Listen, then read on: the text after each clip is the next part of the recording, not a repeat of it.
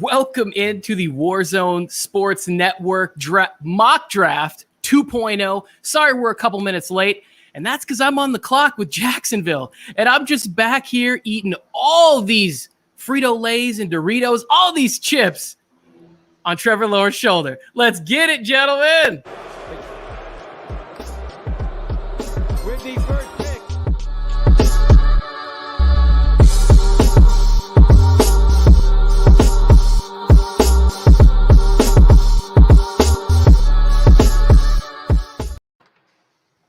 So, as I said, welcome into the Warzone Sports Network. We have added some drafters. We've lost some drafters, but we've added more punch. This thing's gonna be crazy. We're gonna be riding off the rails, having a good time the whole time. Before I release the pick, do we want to get into introductions, or you guys just want me to go ahead and go with the first pick of the draft? Where are we at on that? Go ahead and make that first pick. Let's do it. Make that first pick is in after almost zero consideration. With the first pick in the NFL draft, the Jacksonville Jaguars are selecting the quarterback from Clemson University, Trevor Lawrence. He's waving those locks in the hair. I didn't see it coming. Shocking. Oh. Everybody. Justin had to, adjust himself. He was like, wait, are we sure Trevor Lawrence is going one? But he's back with us. Sounds like a surprise to me. Like, I did not see this coming whatsoever for the last almost 3 years. Yes, he will be. If he's not the pick, whoever it is will be the most talked about thing until kickoff starts, for sure. Whoever is number one and he goes number two. All right, let's get a little introduction here. We got first time Justin joining us. Why don't you go ahead, plug where you're at? We got the Jets on the clock at 2. We're not on the clock. Our pick has been sent in already, Tony, if you look. But that's also obviously Trevor Lawrence going number 1. But yeah, chief host and creator for this Just In. The hashtag is silent. You can find us on every major social media channel except for the streaming ones, obviously enough. We in the Caribbean, we do not get podcasts. We don't get Apple Podcasts, and we don't get iTunes, etc. So you can find us on YouTube. You can find us on Instagram. You can find us even on LinkedIn, because in my LinkedIn bio, I am the first person to have been to appear on the Warzone Sports Network. So yeah, you can find us on all those major networks, most notably YouTube. Love it. You guys will have to excuse. They are shooting Fast and the Furious 10 somewhere in the background. That is Dom Toretto saving the world, so nobody fear that noise. That is happening right What is going on here? I was like, what is that? I have no idea. I just assumed. I thought it was Somebody on is my not end. Like, happy. what is this going on? Who's it? See, he sped away to put more body butter on so he could stand next to Statham in The Rock. Everything's clear. I know about the ins and outs of that right there, but it does. That's wow. No. Whatever it was awesome. Yeah. That was like how I'm there. the pick is in I'm for there number trying to 2. speak through it. Pick is our pick is in. with the number 2 pick in this NFL mock draft. The Jets are taking Zach Wilson, the BYU quarterback, goes to the Jets. Again, no real surprise here, but something tells me, the fun is going to be off the charts starting here at number 3, especially if somebody goes there. Anybody, I said this last time, has anybody come back to my side where they think that Zach Wilson might not be the best pick in this spot? Football therapist? Well, I think you really have to look at the scheme of the Jets here. I mean, and what they're going to want to do. Do they want a more mobile quarterback? Do they want a guy who's really good in play action like Zach Wilson is? It's really up to the coaching staff to find which guy really fits that scheme. And I think that's why Zach Wilson is really the pick there. I think you can make the argument that Justin Fields is just as talented with his accuracy, his arm strength. But to me, Zach Wilson has to be the sure pick there right now with everything going on with the Jets organization. Okay. I'll take that as a win. I think the scheme should be let's beat Belichick for the first time in 20-something years. But, I mean, that's a crazy scheme that I like to go with whenever I talk about the AFC East. Bulls has been awfully quiet. I know you like to – you're happy your boy Sam Darnold was free from there. That is true. I'm happy that Sam Darnold's out of there. Don't be mistaken, though. This, as crazy as it sounds, is the most talented Jets team that they've had in New York in like 5, 6, 7 years. As crazy as that sounds, I think Zach Wilson is the quarterback in this draft with the highest ceiling. He's got, by far, in my opinion, the most arm talent. I know all these quarterbacks, they got good arm talent, but to me, he's the only one that you could make kind of the blasphemous comparison to a Mahomes or Rodgers. Yeah, I know. And before the show, you were not just with sorry. No, go ahead, bud. You got it. Yeah, Brian knows I talk about this all the time, but that infamous zone running scheme that Mike Shanahan won the Denver Broncos all years back, Terrell Davis and his running back, John Elway at the quarterback position. You see his disciples used it to good effect, and one of those disciples is now the offensive coordinator over in New York, none other than Matt LaFleur's baby brother, Mike LaFleur. And you've seen what this offense has done for quarterbacks. It makes things simple. From Kyle Shanahan having Matt Ryan as an MVP, then also taking Jimmy Garoppolo to the Super Bowl. And on top of that, you've seen Matt LaFleur then return Aaron Rodgers to his MVP winning days. And none other also, you saw Sean McVay in LA taking, somebody like Jared Goff as a quarterback to the Super Bowl. This offense makes life easy for quarterbacks because the reads are simple, a lot of play action, a lot of, naked bootlegs. And I think Zach Wilson is the right guy for this organization. Yeah, I love it when anybody says simple. It's like, well, if it's simple, then shouldn't matter who you get there. Then let's get the guy with the most talent. And to me, I like Justin Fields better than I like Zach Wilson. But, we'll see how that shakes out. I will say this. Zach Wilson has a pretty dope highlight reel.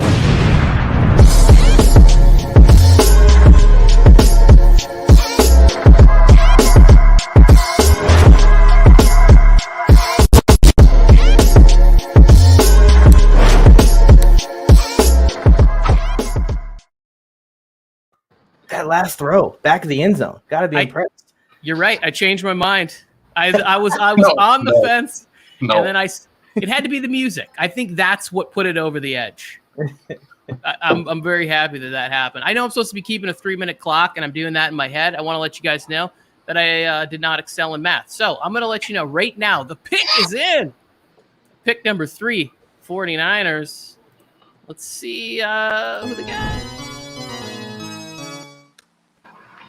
With the third pick in this mock draft, the San Francisco 49ers select Justin Fields from The Ohio State University, and finally, cooler heads have prevailed. The right pick is made here by Mike on the mic. Mike, talk to the people about this one. Yeah, man, I feel like the 49ers got to go here. In my opinion, he is the third best quarterback off the board. I do like Zach Wilson just a little bit more. I feel like he has a little bit of a higher ceiling, but Justin Fields is going to be a monster of his own. His level of play within the pocket, paired with a guy that can move like he can move and ran the 40 time that he can run, makes him the clear pick here for the 49ers.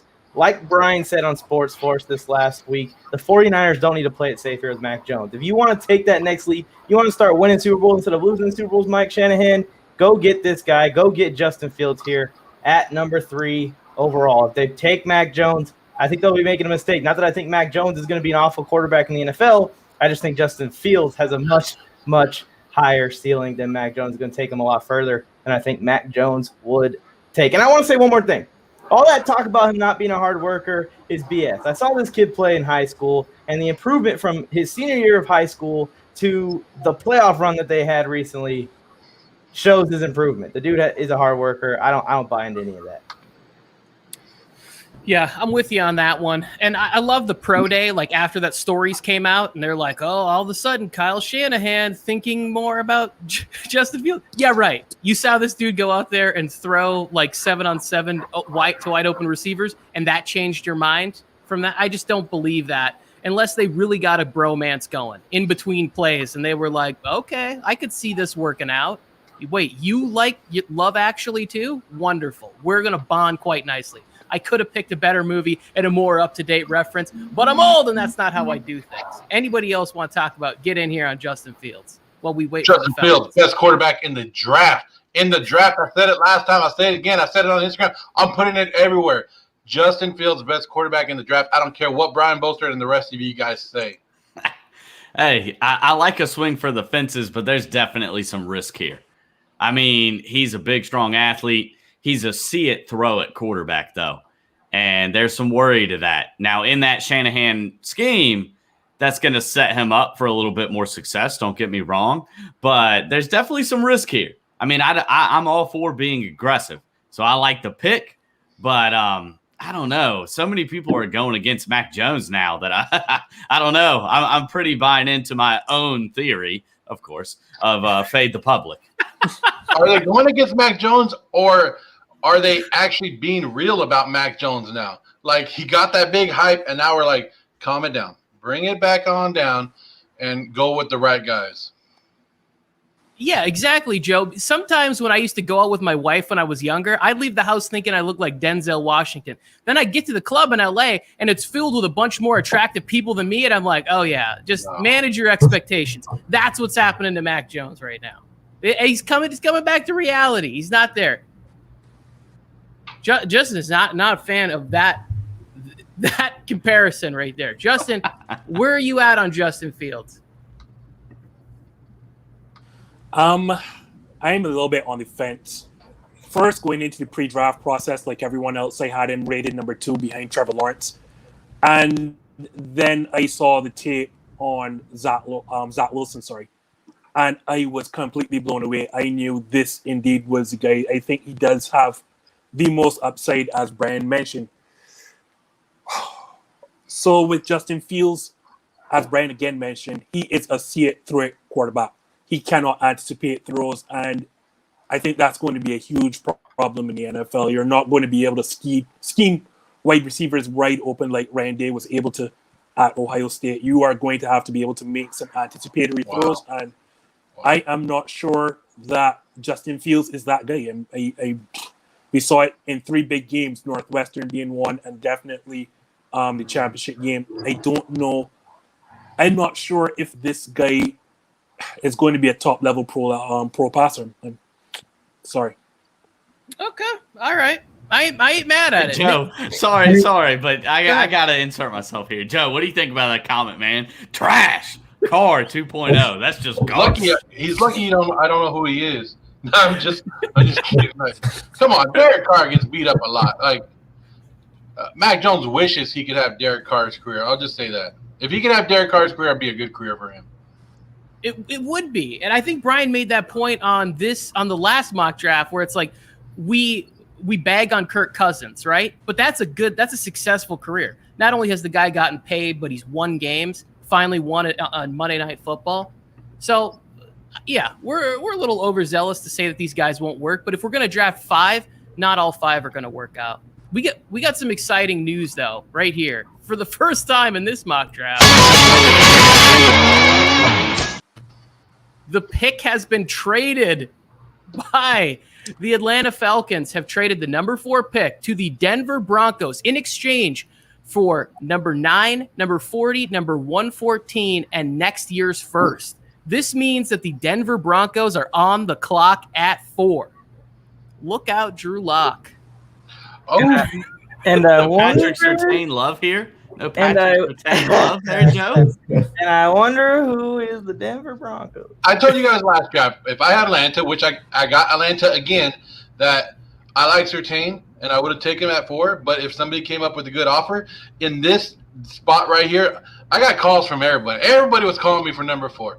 They, let's see, the Broncos called me, the Patriots called me, the Washington football team, and the Bears at number 20. And I had to make the decision, how far will Atlanta actually want to drop back?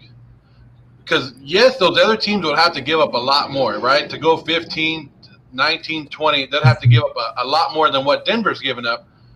But if I could stay in the top 10 and still get a good pick, I'll do that. And I'm already getting a pick for next year. I think it worked out great for Atlanta right here. I think it's perfect, Joe. You sit right inside the top 10. Everybody's pointing to a cornerback for the Falcons, and you're likely to be able to get still the number one corner on the board. Yes, sir. Again, like you said, you can't trade back too far. I know teams like the Bears, the Patriots, they want to trade up. If you trade that far back, you're not getting one of those top corners. So I think this was a smart move for the Atlanta Falcons. Okay, so this to me says that this is when we'll notice how much of the hype in the NFL is believed about Kyle Pitts. Because if you think Kyle Pitts has a chance to be that big of a game changer, like we all see and the fans seem to talk about, Julio Jones is on his way out. Calvin Ridley's often banged up. Why wouldn't you go and get a game changer at that position at 4 and trade out? So and then I guess we'll still have the Dolphins at 6.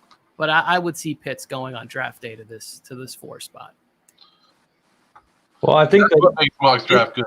if the trade is something like this, the Falcons are going to have another second-round pick with this and another fourth-round pick this year.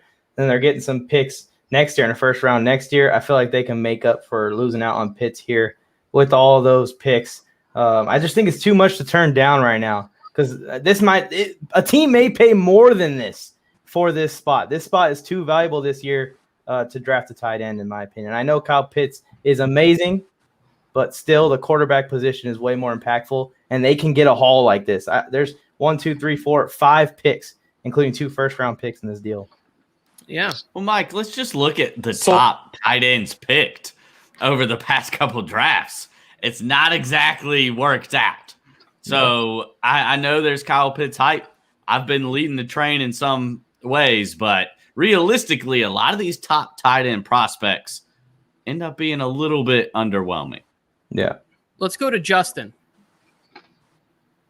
So am I the only person who thinks it is time for Atlanta to end this Matt Ryan / Julio Jones nonsense? I'm clearly the only person.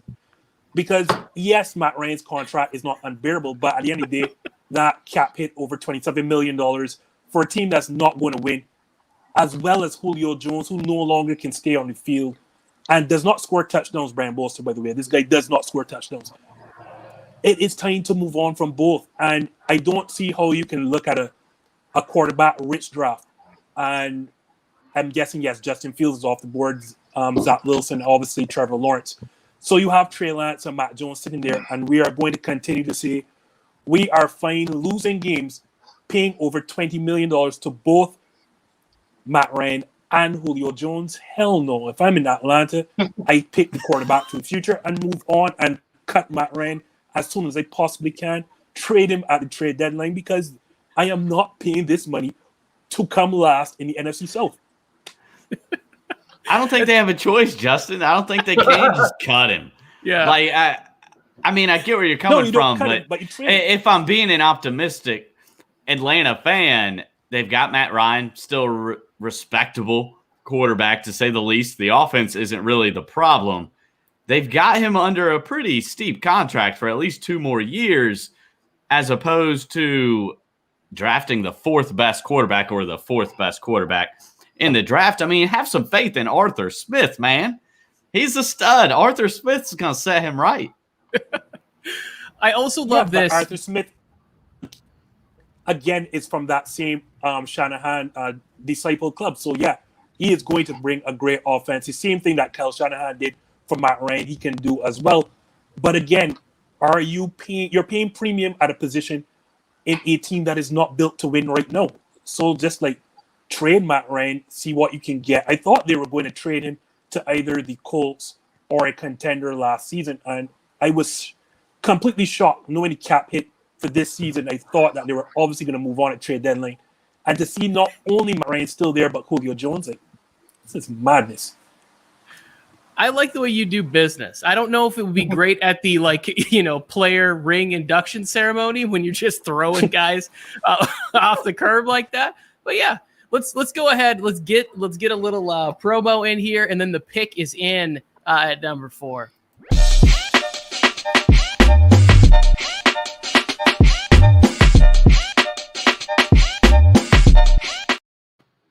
As I said, the Denver Broncos, they have they're on their way to the podium. So let's get this pick in here.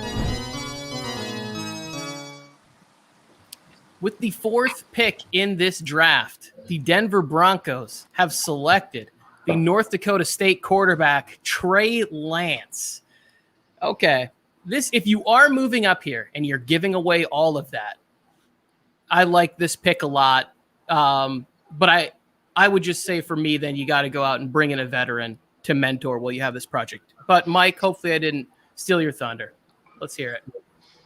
Yeah, trading up here. I think I'm going to take every quarterback available in the draft with my teams for this mock draft 2.0. The Broncos are a sneakily competitive team and a sneakily complete team when healthy. And in the next couple of years, as some of these guys enter their prime, like Cortland Sutton, like Jerry Jeudy, like Bradley Chubb, Justin Simmons is already in his prime, they're going to be a really good team.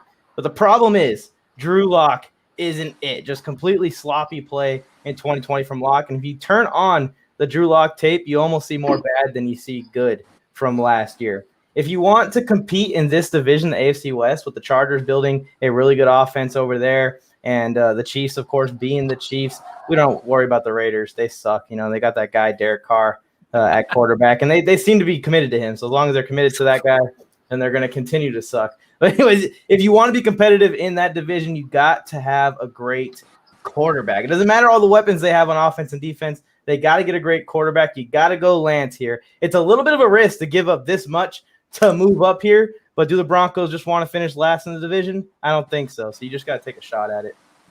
Okay, let's go to football therapist on this move. How do you feel about this? Well, I definitely agree. I mean, you have to look at this from an organizational standpoint, and is Drew Lock your guy? If he's not your guy, then you have to move on in this year's draft class. This is the draft class that a lot of people are talking about has the most talent we've seen in the past few years. And while Trey Lance probably is a little bit rawer than some of these other guys, his ceiling is through the roof. He has a ton of potential, and I think he could be a real difference maker for this offense and team in general. So I love the move.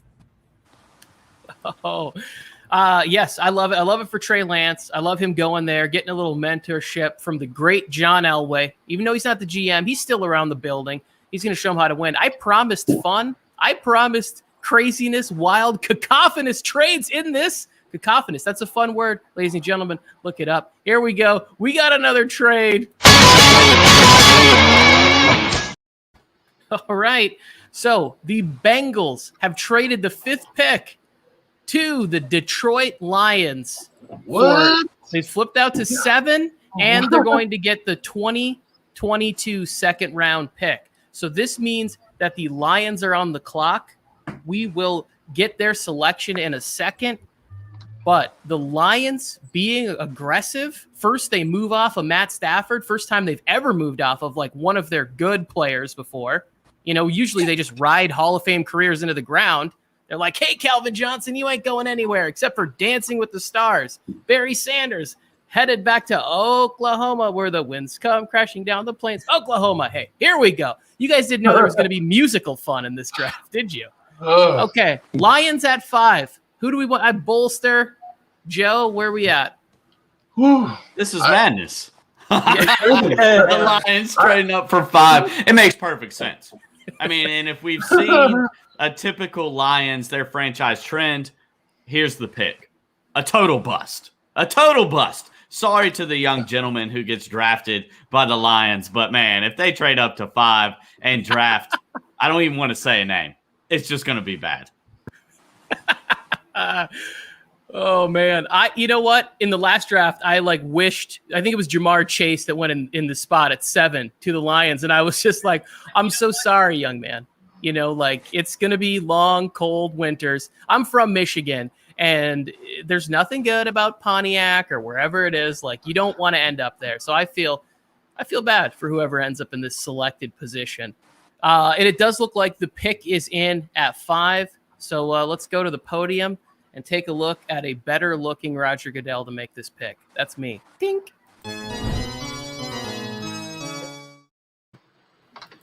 And with the 5th pick in this mock draft, the Detroit Lions have decided to ruin the career. I'm sorry. have decided to select the tight end from Florida Gators, Kyle Pitts. Kyle Pitts has decided to seek residency in the Caribbean with Justin he's going out. He's like, if I sit out a year, maybe they'll trade me. All right. I really do love this pick, Justin. Please talk to the people about this one. The reality is I was actually trading up to get Trey Lance, to be quite honest. But I figured if I got to 5, the worst case scenario is the second best player in this draft. And that's how we looked at Kyle Pitts in this whole entire situation. I agree again with Brian that tight ends in this position, drafting this high, typically don't pan out, but neither do receivers. And again, when you look at the body of work, this guy is an absolute freak. You just can't look at him as a tight end. You have to look at him as a matchup nightmare. Like, what can you put to guard this guy who is like, 6'4", 6'6", a 240 monster. You can put him out wide. You can put him like in slot. This guy is a matchup nightmare. And I did not want to go forward with Jared Goff. I really wanted Trey Lance. But if you're going to have to write in Jared Goff for a year or two, at least give him what I see as a surefire Hall of Famer in this draft.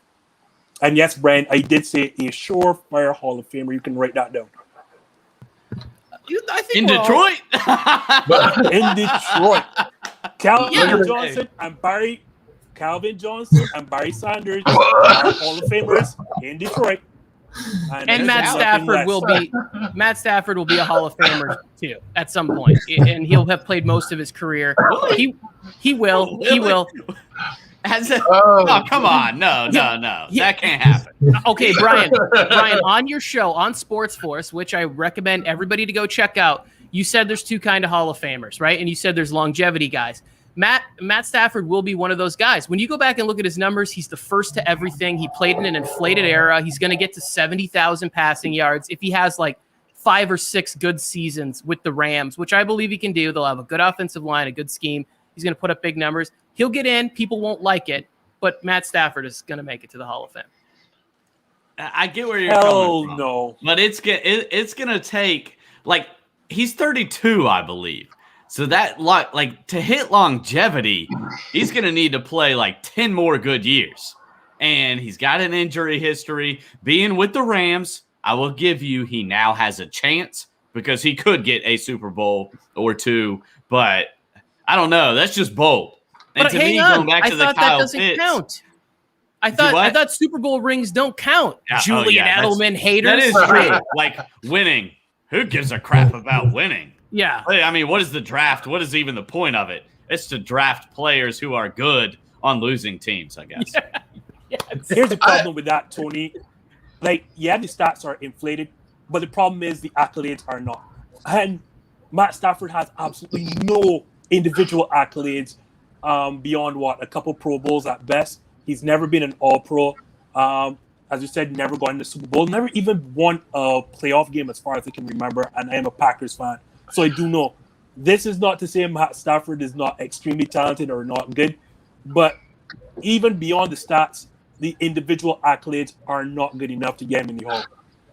Okay, so you just made a case for guys like Calvin Johnson, who retired early, getting in based on numbers, doing 0 winning.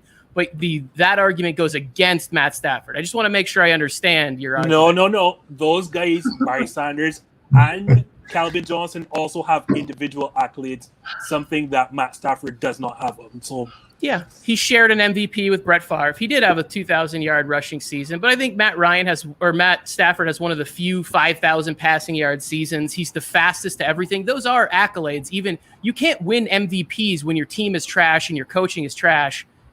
There's no arguing Matt Stafford's. I'm not here to debate Matt Stafford's candidacy.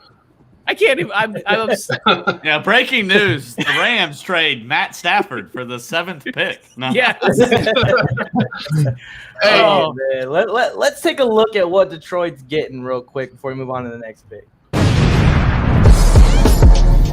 And this guy is a matchup nightmare.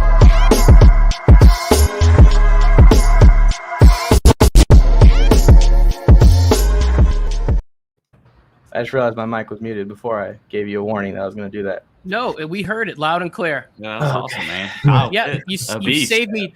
You saved Kyle me twice already. TJ Hawkins said, "Hey, fantasy-wise, you might be happy. They might be. Jared Goff's going to be looking for the middle of the field, but Hey, I've got some breaking news here. I'm going to be a biased fan. You see that? Oh, other way. The sign behind me. Drake London out of USC, the next Kyle Pitts type receiver. Look him up. I'm telling you right now, Drake London, beast. Can we get to the next pick before we start losing more and more viewers? Because between the Kyle Pitts and you going USC tight ends, people are just like, turn this off. Turn this off. It sounds like a restaurant that Drake opened in London. I'm not even sure this is a real thing. I'm going to look it up. There's concerts. Kanye's there. He's doing a residency. I'm going to look it up. I am interested. USC definitely turns out a lot of talent. Now, whether or not they make it into the NFL, that's a totally different game. We do have the pick in at number 6 to the Dolphins. And with the 6th pick, the Miami Dolphins select the wide receiver from LSU, Jamar Chase. This pick was made by the football therapist. What do you got? That was Mike on the mic. Yeah, I got the Jamar Chase pick. He's got the 18th, I believe. Yep, you're right. Sorry, I'm dyslexic. And I want to remind you and LeVar Burton, reading is fundamental. Reading rainbow.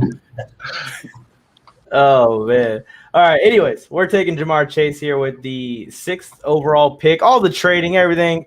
Dolphins just ignored it and take Jamar Chase anyways. I love Sewell, especially being a Chargers fan. I have a little bit of a crush, and maybe there's a little bit of a bias that I'm passing on him to let him slide a little bit more. But the missing piece on this offense is kind of that do-it-all wide receiver. You got Devontae Parker and Gesicki who can go up and get jump balls. Now they got Will Fuller who's a burner if he can stay healthy and stay off the PEDs.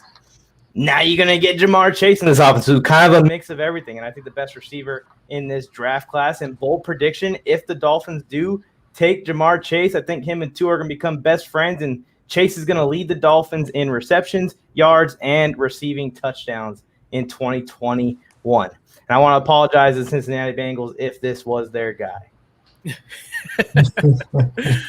I really like this pick for them. I think Tua does need weapons. In the last draft, I liked it when they got Pitts and down the middle of the field. Whatever it is, if you used such a high pick on Tua, I think you then have to come back this year and make sure you are giving him the best shot to win and getting him another weapon.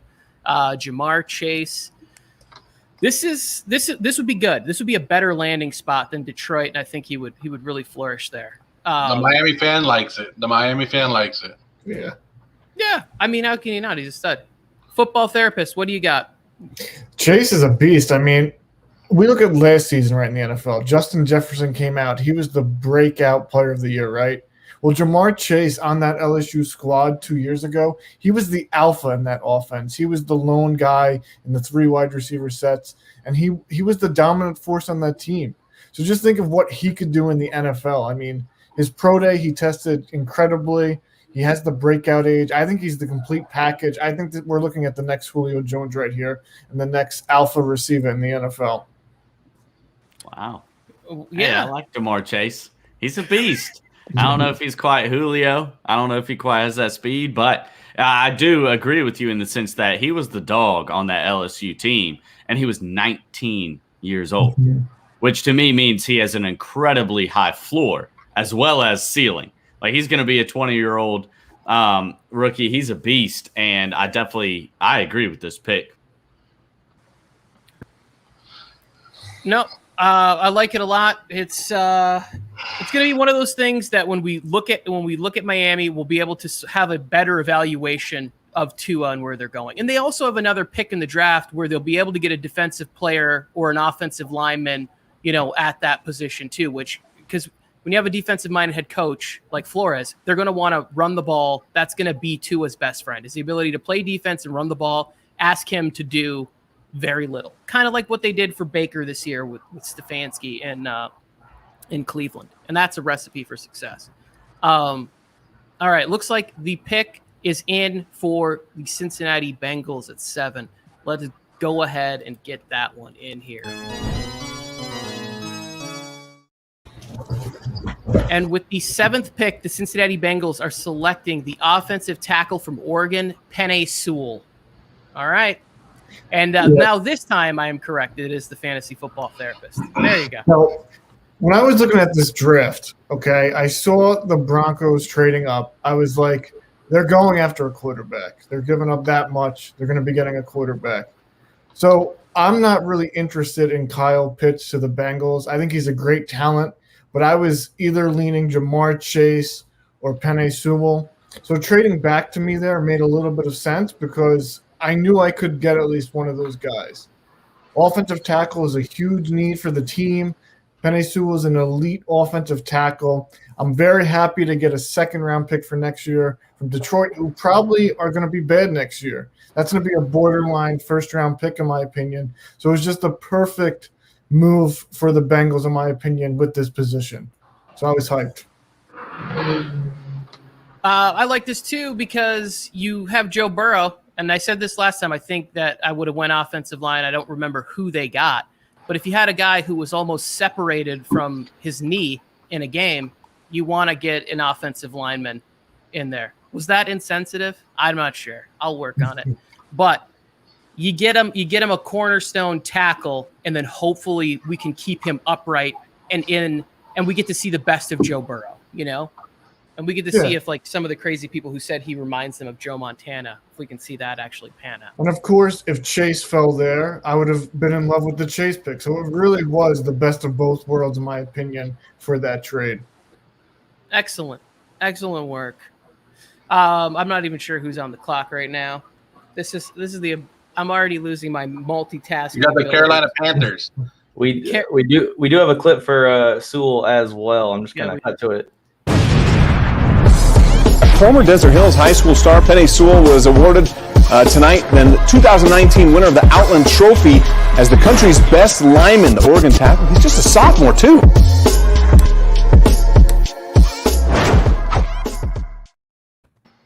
Wait, hold on. This kid's like 20? He is 20. He's a beast. Dude, at 20 years old, I was just failing in college and all of my expectations for my mother. Like, and this guy's about to be in the NFL. What a great young man. Wish him all the best. Wait, anybody else want to heap praise on him or think that maybe he might not be the first tackle or offensive lineman that should be off the board before we look to see if the next pick is in? Look, I'm more in the Oregon stuff, and I can't really go against him, but I will. His age, a lot of people are saying he's a next generation talent and can't miss prospect. But there is a couple other offensive linemen are starting to get love and could surprise people. And there's always, just like this mock draft, in the real draft, there's always surprises. And somebody falls in love with another offensive lineman and thinks that this guy is not going to do it. I wouldn't be surprised if if he is like the second guy taken off the board, the second offensive lineman. I'm saying. Well, yeah, that would definitely. So, Mike, create Mike, I'm going to disappoint you by saying Joe actually educated me enough on football. No, I'm one that has always said you win in the trenches. Like, that is known. Like, and I don't know why anyone would have picked Kansas City to win the Super Bowl when they knew that their offensive line was decimated. But I've always wondered if at such a high pick, can't you get equal value at offensive lineman later in the draft? Until Joe reminded me a couple of weeks ago on my very own show that the position that is most likely to produce Pro Bowlers in the first round is none other than offensive linemen. So, you can't go wrong taking Penei Sewell at this point. Yeah, no, I agree. It's about defense. Bolster, go. I know you want to jump in. Yeah, there. Here's the one wrinkle that I'll put in, and it's the one pushback I have against selecting offensive linemen early in the draft, particularly the top half of the first round, is because the offensive line is a unit. It's awesome if the Bengals select Penei Sewell and he's great. However, it's going to be more detrimental or more, based on how bad their offensive lineman is, if that makes sense. Your offensive line doesn't go as your best offensive lineman goes. it goes as your worst offensive lineman goes. And that's the one pushback. I mean, I will always support investing in the offensive line, but we can't be naive, I guess, to think that one offensive lineman would solve a team's issues. I love it. You know what? We just had our Friday Night Lights moment right here from our very own actual real-life football coach. Just getting in here and hitting us with a speech about the offensive line, because I agree. We saw this. How many picks did the Dolphins get out of Laramie Tunzel, like moving him around? Like, he's good, but if he goes to a situation, he can't be the savior. If the guy next to you is a bum, and I don't mean that like literally about that man, because he's probably a free agent and looking, to cage fight me after saying that. But if that's the guy next to you and he's no good, then you can't be good. It really is sort of a weakest chain. Like, you can't see because I'm in my microphone. I'm trying to do hand gestures, but you get it. I don't even know I ruined Brian's story by talking so much. That's what I try to do with my life. Goodness gracious. Brian had it all pumped up, and then you just go and do that. Yeah, I know. Well, let's just move on to the new pick and pretend the next pick and pretend like it didn't even happen. I mean, that's one way out of this situation. And with the 8th pick, the Carolina Panthers select offensive lineman Rashawn Slater from Northwestern. Okay, Bolster just said he doesn't like taking offensive linemen in the first end of the first round. And now he's taken Slater. So go ahead and defend your hypocritism. All right. So, no. This is different. The Panthers' offensive line is on the brink of being good. They have Taylor Moton, a good tackle. Now you bring in Rashawn Slater, which I'll go ahead and tell you is the best offensive tackle in this draft. They're going to have all they need to make Sam Darnold successful, which is what this pick should be all about. They've invested enough in Sam Darnold to really go all in on this pick. Rashawn Slater is the pick. Again, him paired with Taylor Moton, they're going to have an at least average offensive line. They still need a little bit of work on the interior, don't get me wrong.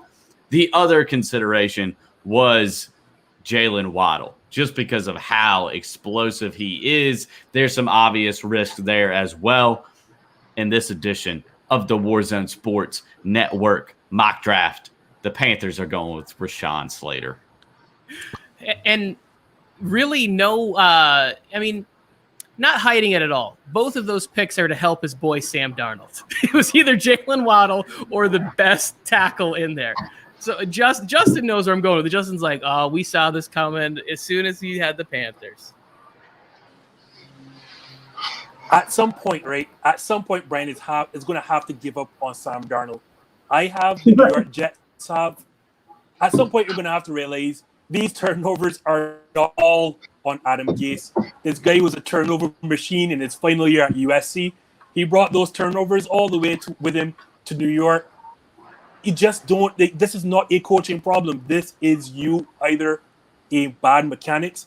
This is you not being able to pre-snap read, or this is bad decision making. But this is not on Adam Gase. At some point, Brian, please accept Sam Darnold turns over the football. No, I'm not giving up on Sam Darnold until he's 42 years old. There ain't no way. What do you mean this ain't on Adam Gase?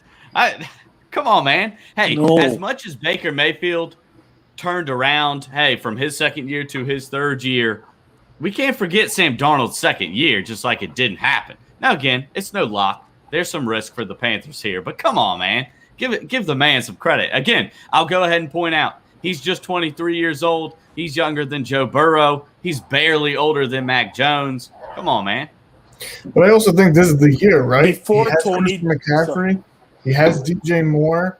They have the weapons around him now. If they invest in the offensive line or Kyle Pitts, there's no more excuses. So, this is really the make or break year. And I think we have to give Sam Darnold the chance this year at least to see how he can produce in a really good offensive system that can, with Joe Brady, and can work with these weapons. So, well said, Justin. 2 things. Joe Brady had one great season at LSU, so let's not make him this kingmaker. And second and most importantly, I'll give you one stat here, guys. 67 games between college and the pros for Sam Darnold. 61 interceptions.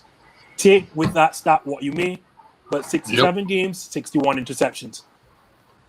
Okay. Well, I'm going to break the tie because I'm not even sure if there is one because nobody's really keeping score. But I'm with Bolster on this one, and I think anybody who gets away from Adam Gase is better off for it. So I'm rooting for Sammy D down there in Carolina. With the pick is in at number 9 for the Atlanta Falcons.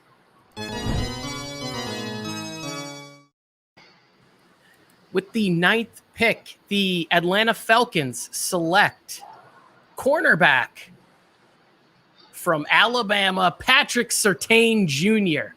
So, if you'll remember, Joe traded out of 4, got all that draft capital so that they can, I really think they're going to use those draft picks to pack the bags for Matt Ryan that Justin was so hastily ready to throw him out earlier. But we now get Patrick Surtain, and Joe, this is much more reasonable and better to get Surtain at 9. I like this one. Yes, and I told you, I said last mock draft, I like this fit, I like the team fit, I like everything about him, and then I couldn't trade out. We didn't allow trades last time, right? So now we have trades, and I traded back. And not only did I get a second-round pick, I got a first-round pick next year for him. So I'm going to make some more moves. Got the guys that I want. Got the guy I want because I think he's going to make that difference in that secondary. And guess what? Atlanta's making move, guys. Atlanta, woo woo! And I could have took Kyle Pitts, but Brian already called him a bust. Brian said or was that just a bust going to Detroit? I don't know, but I like it. I think it was a steal. Not only did I steal draft picks, like on the mic saying I stole the cornerback that I wanted that I would have took at number 4, and I got all these picks to go along with it. Oh, yeah. I think that this would be a good scenario for Atlanta. If they really are targeting and they can get more assets for that 4th pick, they don't want a quarterback and they want a corner, I think that they could end up coming out big on this end and looking to replace Matt Ryan in the future. And who knows, in a few years when the Green Bay Packers decide to force Aaron Rodgers out for Jordan Love, right? Justin's worst nightmare, maybe he ends up in Atlanta, goes down there and takes over when Tom Brady retires in that division. I bet you the Cowboys are a little upset. Falcons trade back to the pick before them, take the best cornerback off the board. Guarantee you the Cowboys aren't too happy.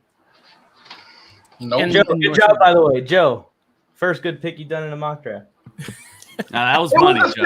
That was money, man. It's not the same pick, Joe. Don't let a Chargers fan trash talk you. They're still holding on to Derwin James. Like, oh, it's cool. He's good in the 17 games he's played. What's wrong with you? What are you bringing Derwin James into this for? This is a mock draft. We ain't talking about Derwin James right now. We got to worry about his contract next offseason. Let's talk about him next offseason. I was giving Joe a compliment. Good pick, Joe. You got 5 draft picks and the best cornerback in the draft. You're going to win this thing. A+ for me. Yeah, I agree. I agree with that. Thank you.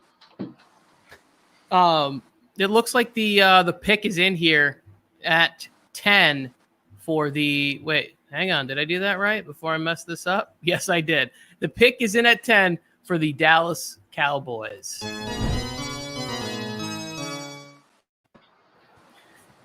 And the 10th overall selection goes from the Dallas Cowboys is wide receiver from Alabama, Jalen Waddle. What? What? What? My head is about to explode. Hey, man. Brian, isn't it? Jerry Jones, let's go. I don't even know the order. I know who did this pick. Yeah, man. Explosive weapon. They're all in on Dak Prescott. You know how Jerry Jones rolls. Offensive line, who cares? Defensive, whole team, who cares? Offensive receivers, let's go. CD Lamb last year, Jalen Waddle this year. Actually, I don't think it's that bad of a pick for the Cowboys, to be quite honest with you. If they aren't sold on J.C. Horn, this is the direction you go in my mind. They need to address the defense, don't get me wrong. They need to address the offensive line. It is not the same that it was when Dak Prescott first joined the Cowboys. But honestly, if this is the way the draft goes, with the, kind of you aren't sold on J.C. Horn, I think this is the way that you go. You go with Jalen Waddle, potentially the most explosive offensive weapon in the entire draft. L. I'll give you that L. He's giving you the L. I'm giving you the L. You're getting the L. The Dallas Cowboys, if they come out and they do this, oh my. No way that they could come out and do that again. Yeah, they would. Yeah, right here. If they do this, they're going to have to trade. Yes. They're going to have to do. I don't know. I understand Amari Cooper's overrated. You're up to something. You're up to something. This man's up to something. I don't know what it is, but he's up to something. Drafting a wide receiver with the Cowboys. Jerry Jones got the pick. Yes, this is his pick. But Jerry Jones ain't making this pick. Come on, Brian. What are we doing here? Yeah, I think the only way this pick makes sense is if you moved on from Gallup or potentially trade Cooper in the year 2022 when his contract has an out on it. But I just can't get behind taking another weapon again. I know the name of the game is to score the most points, but at some point you got to protect, you got to stop someone. But that's just my thought on it. Hey, go ahead, Brian. Hey, you don't need to add any caveats there, fantasy football therapist. The name of the game is score more points. That's it. There is no stop anybody if you score more points. That's it. I mean, and the Cowboys, honestly, I really don't think it's as crazy as you guys make it seem, just in the simple fact of you expound upon a strength. If they select J.C. Horn, will that make them better this year? 9 times out of 10, even if he is going to be a good cornerback, no. Like, it will not make them better for this upcoming season. A rookie wide receiver is their best chance to improve in a major way this season. What about an edge rusher or safety? What about anything? That's the second round, man. Hey, I got it planned out if you want it. Second round, offensive lineman. Third round, they're going corner, and then they're doubling up on edge rushers. Actually, they got 2 third-round picks, so I'm mistaken. Third-round pick, corner, and edge rusher. And they're going to double up on edge rushers in this draft. If you guys are watching right now and you guys can comment what you thought about this pick. Let us not be the only ones telling Brian he's wrong. Come on, people. You guys know that this is crazy. This is Or you can let me know, hey, great pick. Feel free to comment that. And I'm with you, Joe. If you did say that, Amari Cooper is overrated. But he's not this overrated. He's not this overrated. Where he's a first-round pick on your 4th-string wide receiver. I just went to Twitter for confirmation on what I just saw. Jalen Waddle at 10. I don't even know. But we do have the madness continues in this mock draft because we have a trade at 11. All right. So the Bears have traded into pick 11 with the Giants. They're giving up this year's 3rd and next year's 1st for the Giants' 11th round pick. So this means that the Bears are now on the clock. And I feel like I know where this has to be going. And this seems like the smart, reasonable thing to do. Anybody else like this move for the Bears? Well, I think it's going to be one of the biggest things that they need is their quarterback. I mean, you can't be going on with Andy Dalton for your franchise forever. You need to find that next guy. They haven't hit on their quarterbacks. They screwed up with Mitch Trubisky, so they have to go up. And if they believe whatever quarterback they're trading up for is that guy, then you got to go get him. You got a solid defense. You have Allen Robinson. You know, David Montgomery's really young. He showed that he could be a really good running back. You need to get that quarterback right in this league to succeed, and the Bears haven't done that. Yeah, no, I agree with what you just said, and especially because the Bears have never had a quarterback. So if they think they can go and finally snap that streak, although last time they traded up, that didn't work out so well. And I think you're right about Dalton. The only people who disagree with you are Mr. and Mrs. Dalton. It looks like the pick is in for the Bears. Let's Let's hit that draft fun thing right here. And the Bears at 11 select quarterback from Alabama, Mac Jones. Mac Jones. Sorry, I'm with you. I'm with you on that one, Tony. I think we're the only ones that get that. Yeah. Well, yes, we're from that generation, Joe. Okay. Mac Jones is the heir apparent. And here's Brian. I'll let Brian, and I'm sure Brian will say whatever I'm going to say, probably even better than I, as I've already stated. Go ahead, Brian. Hey, I just got to come out and say it. There are people all across America just completely poo-pooing the idea that accuracy matters and that intellect is a trait for quarterbacks, which we know Mac Jones is elite in. He also ran a 4.6 at his pro day, for whatever that's worth. And I see people, I mean, I get it. Josh Allen kind of broke the trend of an inaccurate quarterback in college that somehow fixes it in the NFL.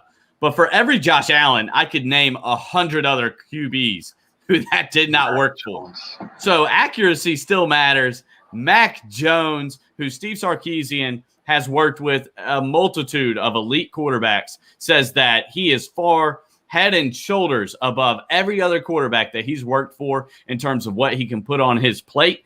Here as the 5th quarterback at 11th, that's value right there. Now, the Bears, they got a rough history, but come on, man. They can't go into 2021 with the red rifle, red rocket, whatever you want to call him. That can't happen.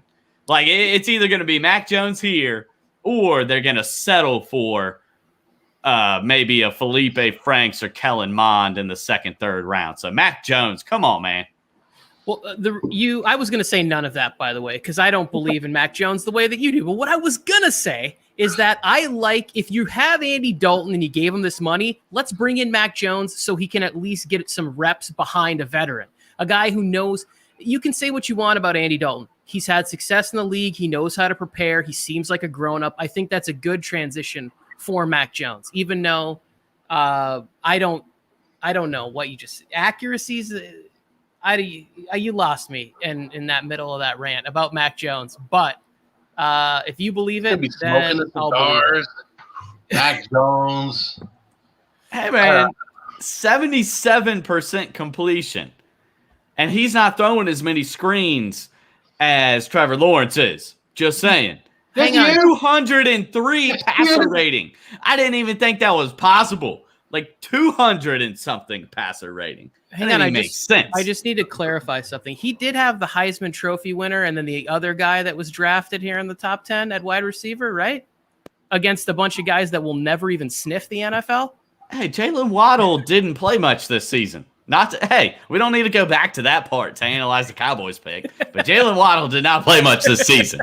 Come on, man. Name any other pass catcher for Alabama other than Devontae Smith who played a lot this season. 3 seconds. That's all you get.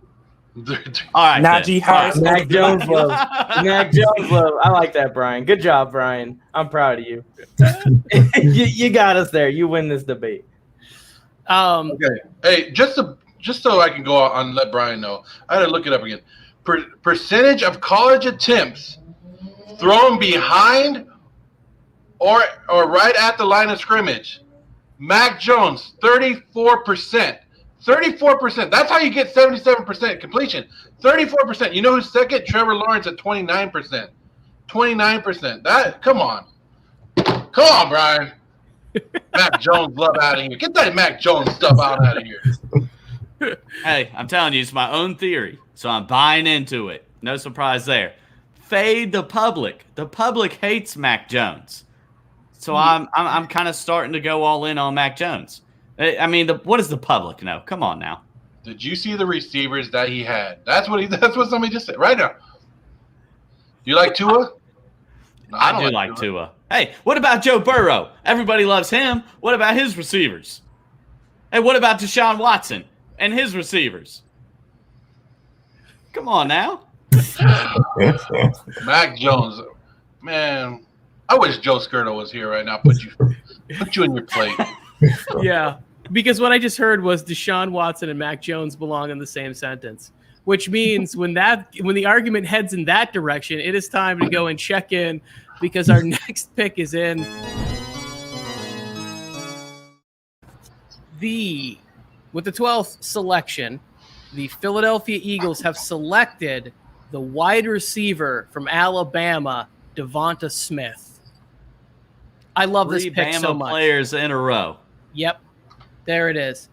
And that's probably has nothing to do with Mac Jones' success. That also Najee Harris will probably also go, and an offensive lineman will go in the top 30.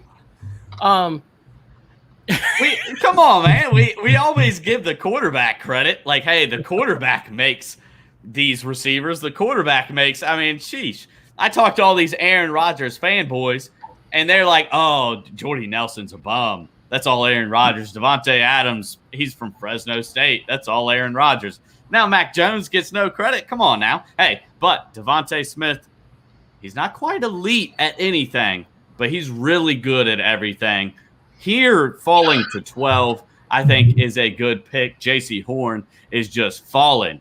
But to give Jalen Hurts a chance, they've got to get a real playmaker in there. So I think Devontae Smith is the pick. They have to get some talent. They have to get some weapons just to help out Travis Fulgham. Great story, right? But he's not a number one. They need some more weapons. Goddard, they can't treat Goddard like he's Travis Kelce. They have to get some more offensive weapons, especially since they used the second pick on Jalen Hurts and they shipped off Carson Wentz and that headache to the Colts. Anybody here? Well, last time we got two new guys on here, and we talked about whether or not we were concerned about the body. We did a little bit of body shaming on Devonta Smith. Do either of the two new panelists, Justin or the therapist, think he's too skinny? Like, are you guys concerned about the weight issue at all for Devonta Smith? I'm personally not concerned in the sense that I think he could be a really good starter in this league.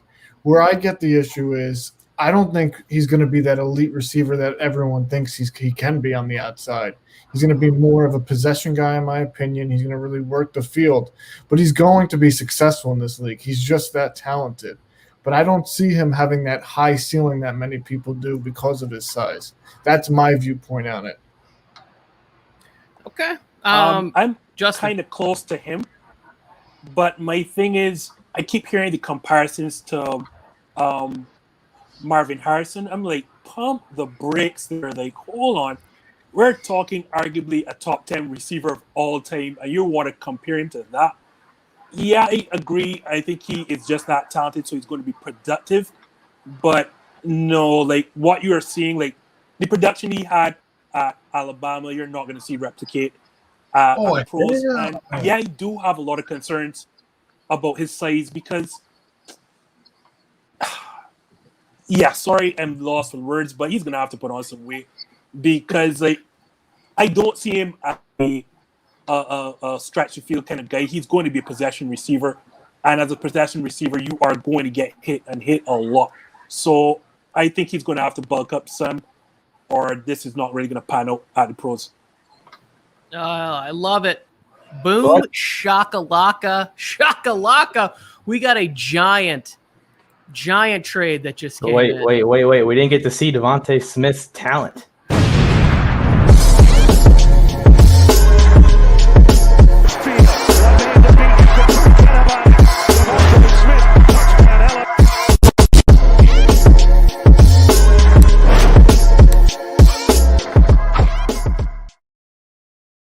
All right, who's moving up? Look at those shoulder pads run down the field. All right. Well, like I said, right before that, we have a huge trade.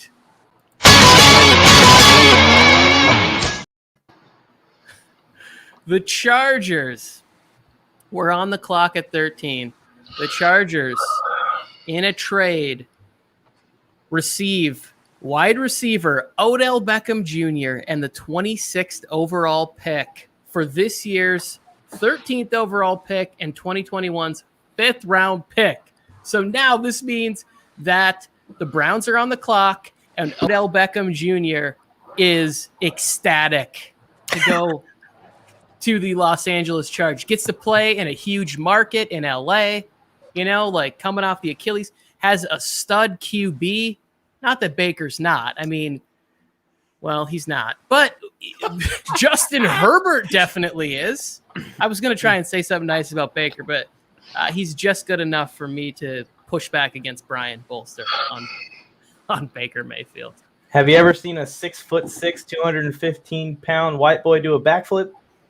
No, I haven't. Herbert's doing backflips in his backyard right now. I'll tell you that much. I'm sure it exists.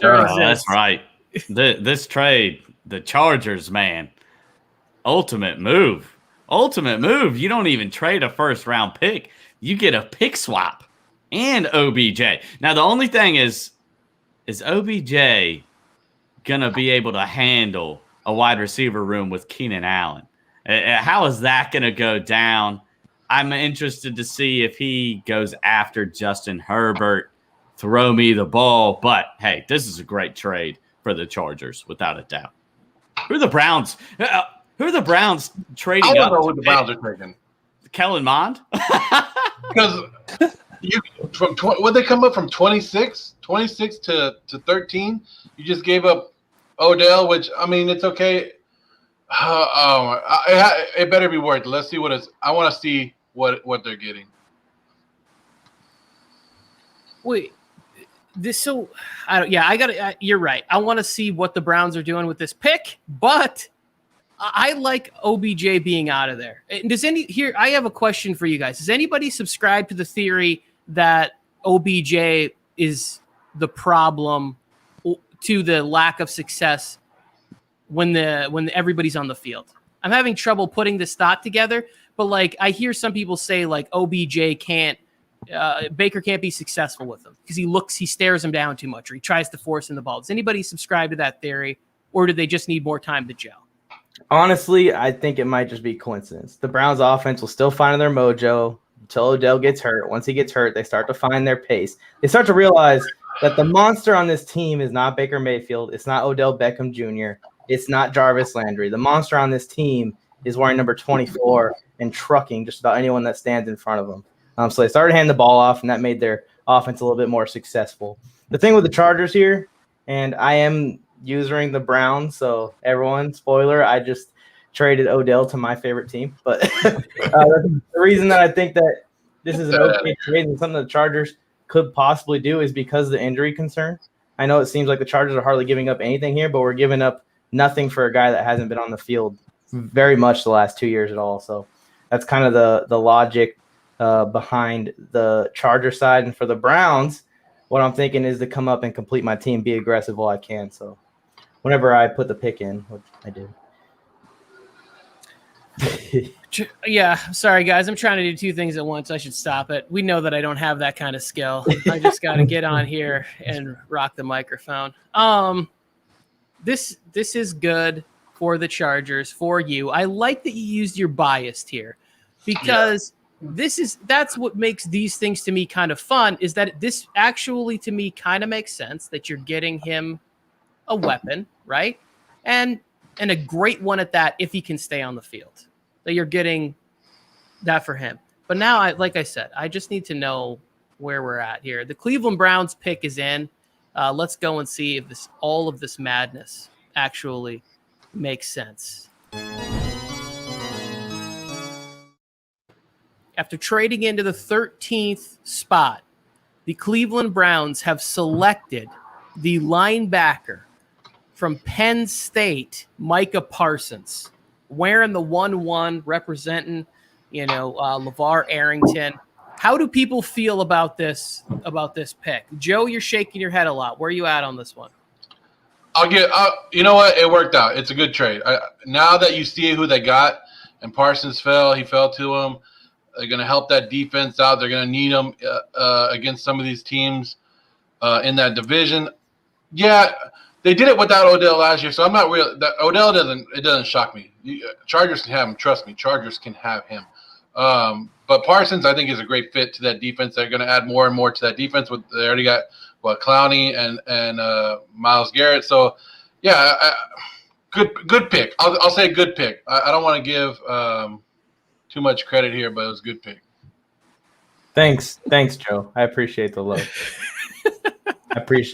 Look, first of all, Cleveland, this is for you, to quote the GOAT of the other sport, basketball. Anyways, the Browns are setting up to be a really good football team next year and for years to come. With the Steelers on a free fall, especially as they're probably going to be scrambling to find a new franchise quarterback here after next season. Lamar's tape is out. The Ravens struggled a little bit last year, and the Bengals are rebuilding. If the Browns ever want to take over this division, now is the time to be aggressive. I think with this pick right here, if they can get Parsons, this defense is officially fixed with the pickups of Jadeveon Clowney, John Johnson, Troy Hill, and now Micah Parsons. I love Owusu-Koramoah. He's kind of my guy in this draft. I just don't think I can get him at 26, and I don't see where else the Browns would go at 26 if they don't get him. And it's a win-win for the Chargers as well, because here at 13, you assume they're looking tackle, probably Christian Darrisaw. What is the gap between a guy like Samuel Cosme and Christian Darrisaw that they can get at 26 and pick up Odell and pick up another pick later on? So I think this is a win-win for both sides. I think the Chargers are trading back if either Slater or Sewell don't fall. And even if they want to go cornerback, a guy like Greg Newsome or Eric Stokes back there at 26 would be real nice for the Chargers. Well, it was the defensive side of the ball. I think I always forget this, and I should look it up because I always ask every time I talk about it. Who's the guy that the Browns got in the secondary? Who was it again? John Johnson the third John Johnson from the Rams. Yeah, and they picked up Troy Hill as well, which was a sneaky pickup that a lot of people didn't pay attention to. And then they got the goat hunter in Clowney. So you get a linebacker. Now all of a sudden this looks like one of the best defenses. You got this offense running like the 90s Cowboys dynasty up there and going to the Super Bowl. I like this pick for my eventual Cleveland Browns to make it to the Super Bowl. I'm not a Cleveland Browns fan. I don't even like Cleveland. A few times I've been there. Justin. Before anyone in the chat asks, and I know they're asking, please understand that it was Mike choosing for the Cleveland side. I was on San Diego. I am the Chargers, and I saw that pick, and I could not turn down that trade. So please, anyone in the chat, that was not me. That was all Mike and Cleveland side. I took Odell Beckham in a heartbeat and said, well, thanks for the pick swap and one of the 10 best receivers in all of football. Thanks. Yeah. No, I like it. Wait, so I'm supposed to be giving you credit for that move? No, not really. He came up with it, but I couldn't turn it down. I think there's some confusion here because I have a Chargers jersey behind me and a Chargers shirt on, trading with the Cleveland Browns with the Chargers. I think that's where the confusion is. Yeah, So Mike is on Cleveland side. I was on the Chargers side. I saw the offer for the pick and immediately said, "Hell yes, thanks." So basically, Mike acted like he was playing Madden and gave his team all the good players and didn't care what he gave up. Whoa! I didn't want to say those words, but yes, the guy with the Chargers shirt made sure that his Chargers got the best of this trade. My bad, guys, that I have a team that I like. But let's check out what the Cleveland Browns are getting. Hey, Tony, I'm about to roll clip. That's the man, Micah Parsons. Said, I'll see you when I see you.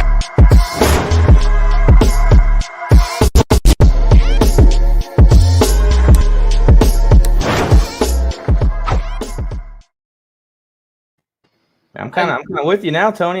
With that highlight reel, I think Browns Super Bowl. Yeah, I also like it too. A couple of those looked like they were against the Lions practice squad. What team was that in the gray and blue that they were playing?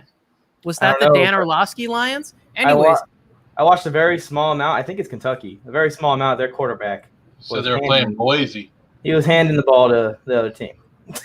I just think it's crazy though that Parsons is this elite defensive player. And he's only the second player off the board right now on the defensive side. Like, this draft is going to be dominated by the offensive side of the ball. It's just crazy the value you're getting right there. Yeah. Where's the offensive tackle love like last draft? Huh? Where's those sexy picks? Let's see if the offensive trend continues because the pick is in for the Minnesota Vikings at one.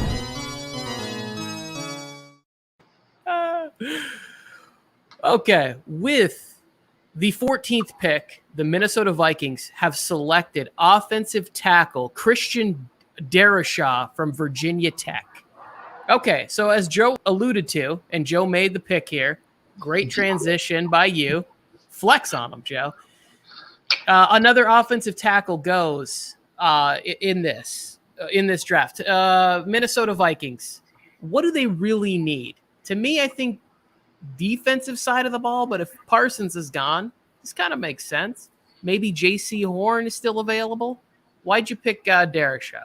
See, I was real close to taking J.C. Horn right here. I thought about it, but that offensive line, they need to get Kirk Cousins. And I said, did I have the Vikings pick last draft too? That's crazy.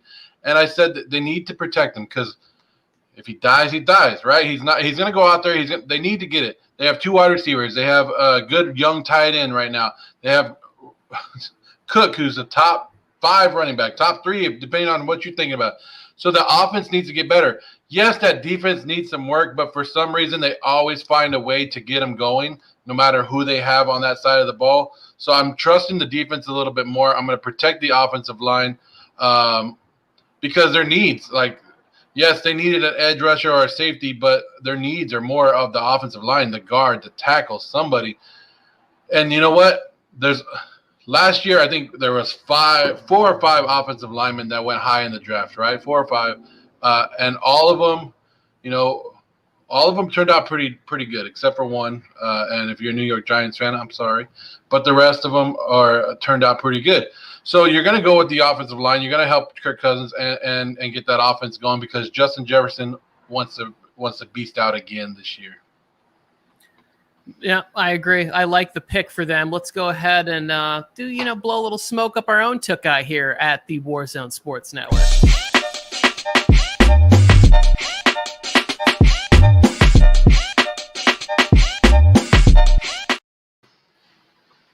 Yeah, I think that also felt like a Mike Zimmer pick, right? They want to increase the ability to use Dalvin Cook, and Madison and whoever they have in the backfield, and then keep the fully guaranteed, Russian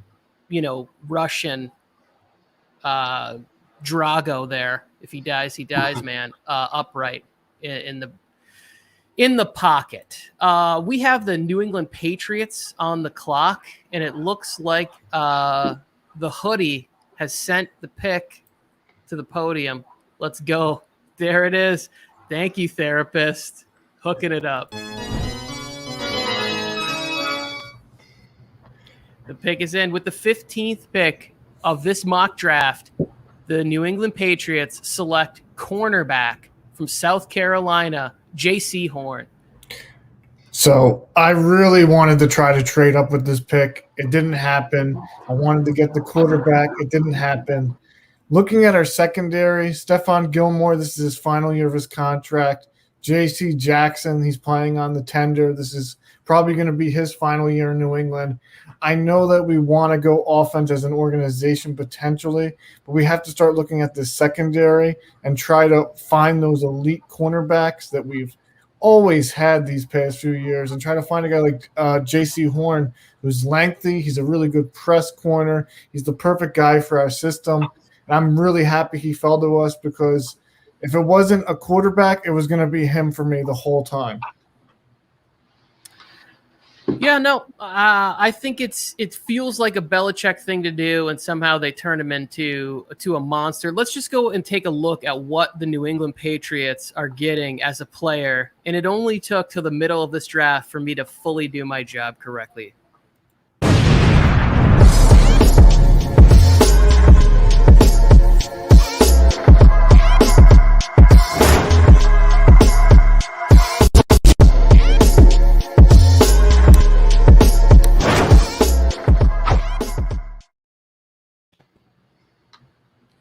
Yeah, he looks great, and he looks like that the kind of guy that Belichick would make even better, right? He to me, when Belichick drafts or picks up defensive guys, I feel a lot better than I do on the offensive side of the ball. So if they're going to use a pick that high and they spend a lot of money on the offensive side of the ball, why not go get a guy that could be a shutdown, potential corner for them moving forward?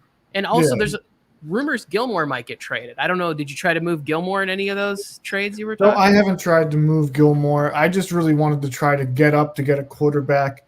That is our number one need. I would love to see Trey Lance on the Patriots sit behind Cam Newton for the year and then put him in next year. But if we're not getting a quarterback, I think this wide receiver class is super deep. I think we could pass on some of the wide receivers here. We need a cornerback for the future. J.C. Horn is a stud. I really feel confident in him in our system. I feel like this was the right pick for the team. Yeah, I agree, and I think you're going to get an A+ when this goes into the PFF little draft commenter there. This feels like a great pick. And now we have Bolster is like when he gets back, like the Cowboys missed on both of these guys for Jalen. Jalen Waddle better be a beast as the backup slot receiver. Yeah, pretty Michael Gallup or CeeDee Lamb at this point. They got away with it. They got away with it last year with CeeDee Lamb, and now Bolster's trying to pull it again, pull the trickster in Dallas. But I like the J.C. Horn in New England. I think it's a good pick, especially with Gilmore over there and his money and all that. And they might not want to keep him. And you know how Belichick likes to dump veteran guys right before they fall off. So we could see that happening. Yeah, I have Arizona. I have the next pick, and you stole my guy. I was like, man. Stole my guy. I was hoping he was gonna fall, but it's all good. It's all good. JC is a bruiser, and I don't know why the Cowboys didn't take him at 10, honestly. I know Brian's not here to defend himself, so I'm going to throw my shots while he's not here and outside the room. But, yeah, they should have taken him at 10. I do like Patrick Surtain just a little bit more because I will give a little bit of negative on J.C. Horn. Watching the tape, I've been watching these corners trying to make a decision on one just in case the Chargers are looking at corner at 13 overall. I like Patrick Surtain just a little bit more because I've noticed that J.C. Horn, he gets his hands on the ball, but he doesn't have the best hands to catch the ball. So his playmaking ability isn't quite as high, in my opinion, as Patrick Surtain, just from what I've observed. I think that Horn's more of a bruiser. He reminds me a lot of, I don't know if you guys remember, Brandon Browner a long time ago. This dude ain't afraid to come down and lay the hat. Well, yeah. But the bad hands, that's why he's JC and not Joe Horn Jr. Joe was like, I can't put my name on a guy who can't catch the ball because he can share the initial, but not the full name. Yeah, not the full name. We teased it a little bit, but it looks like the Arizona Cardinals are in with their selection.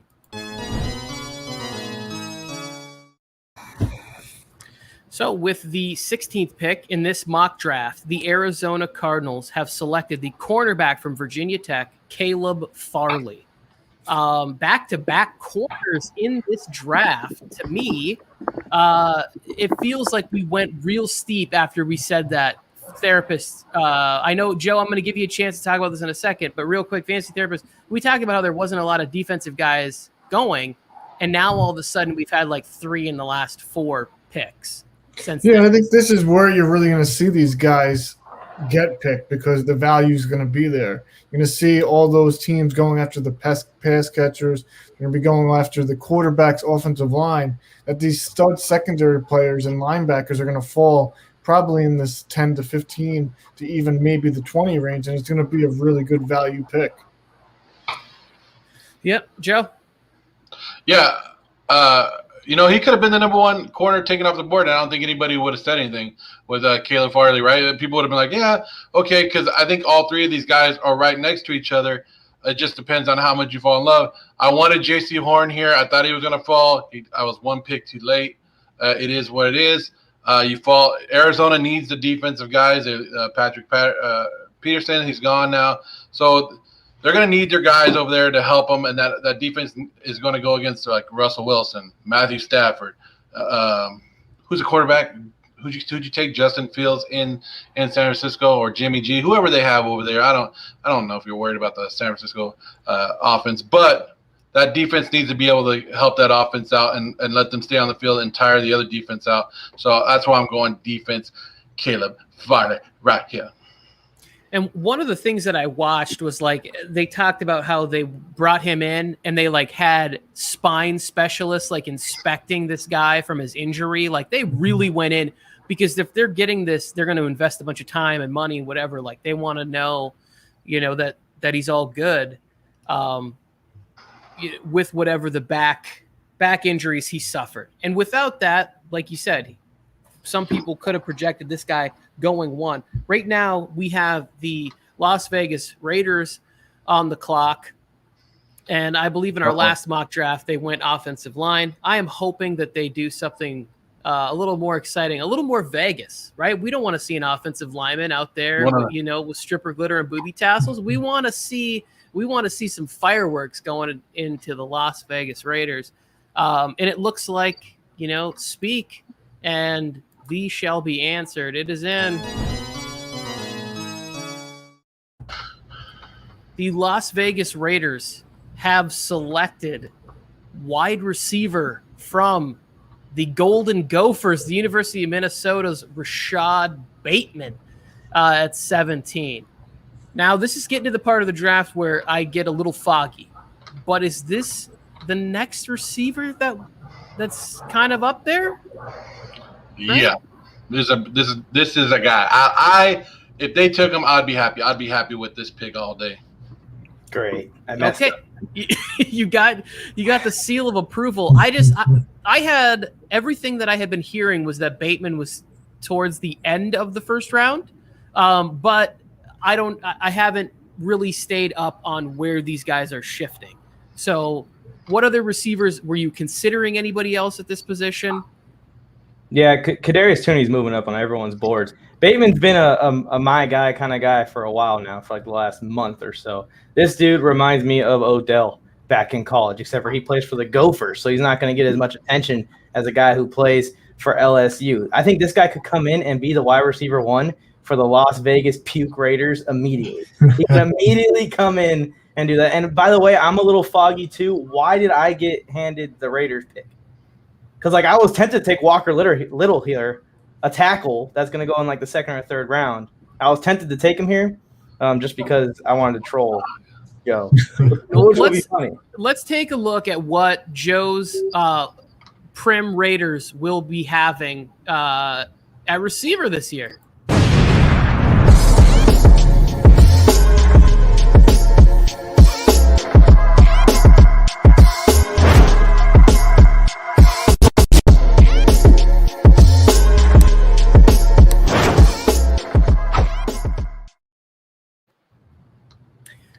And Mike, I do agree with you on the Minnesota Golden Gophers thing, because a similar thing happened to Eric Decker a while back, where like some of these guys in that Big Ten, they get overlooked and they can play, they can ball just as good, but because they're not playing against, maybe the greatest competition or in the biggest bowl game, they tend to slip a little bit. But Joe seems to be happy with this pick.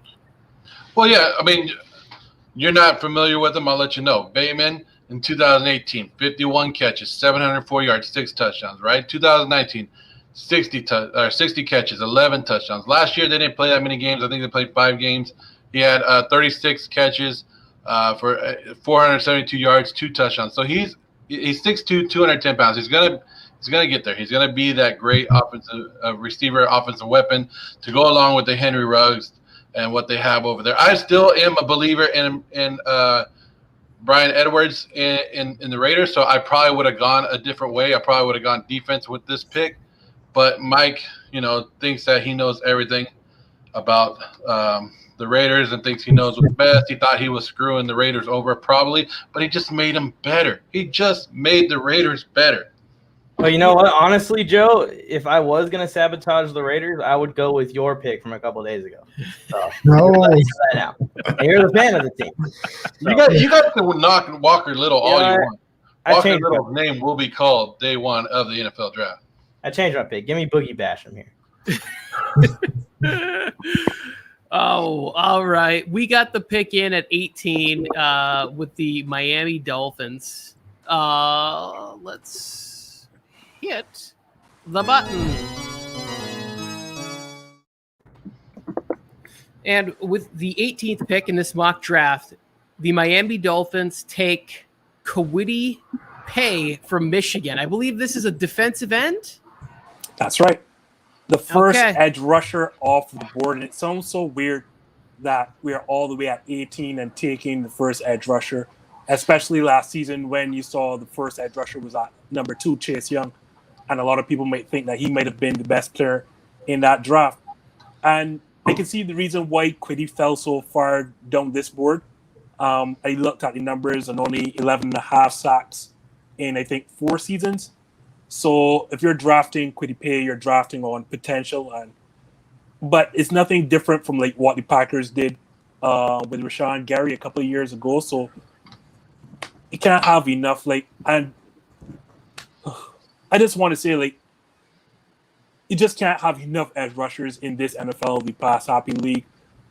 The production was not there, but I like to go by talent. And when I looked at the bottom of the first round, I just didn't like offensive line here, and I thought Kwity Paye was the best player left on this board. Yeah, and the other thing that I like about this pick is if Brian Flores were to make this pick, I believe he would say, oh, I really think this guy's going to shine in our scheme, right? Like if this was the pick that the Dolphins make, I believe enough because I've already seen what he's been able to do with the Dolphins defense in 2 seasons. So I would just agree strongly. I'm also kind of a Michigan homer and, would root for this kid to succeed anyways. Maybe we can have a throwback to Kabir Bajabiamila. That's when I was a Packers fan, Justin, many years ago. Clearly many years ago. Yeah. I'm not sure if you caught the background profile on Kwity Paye. I only watched it today, and I was like, wow, you don't really know what a guy goes through or has to go through, where his mother came from and what she had to go through to put him and his brothers through school. But if you have a chance, I won't go in depth in here. But take a chance. ESPN has it on one of their player profiles. Check out Kwity Paye from Michigan. It's a quite telling story. I will do. I love that. I love that kind of stuff. We have the pick in for 19, I believe. Yes, it is. The Washington Demon Cat. I can't say that. I can't. That's not a real thing, is it? The Washington football team with the 19th pick is selecting linebacker Jeremiah Owusu. Okay, this comes from the Fantasy Football Therapist. So I love this pick for Washington. JOK, he's a beast. He could do it all. He could cover. He could play the run game really good. He could even get after the passer. And they need a linebacker. They need someone to control that middle of the field. They have a really talented front four. They need a guy who can control that middle. And this was the perfect pick for this team, in my opinion. Yeah. Let's take a look at what Jeremiah Owusu, what he can do for the people in Washington and D.C.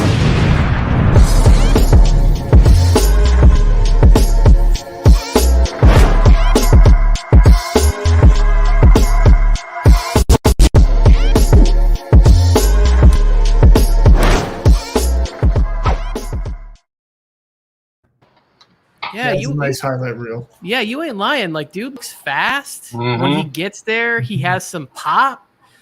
So I like it. Again, defensive coaches making defensive selections, I'm always going to believe that they see something there. When whatever offensive coordinator, let's say a Mike Holmgren, he's like, well, I really want Manti Te'o. I'm like, I don't know. Maybe there's a reason other defensive coaches didn't make that selection.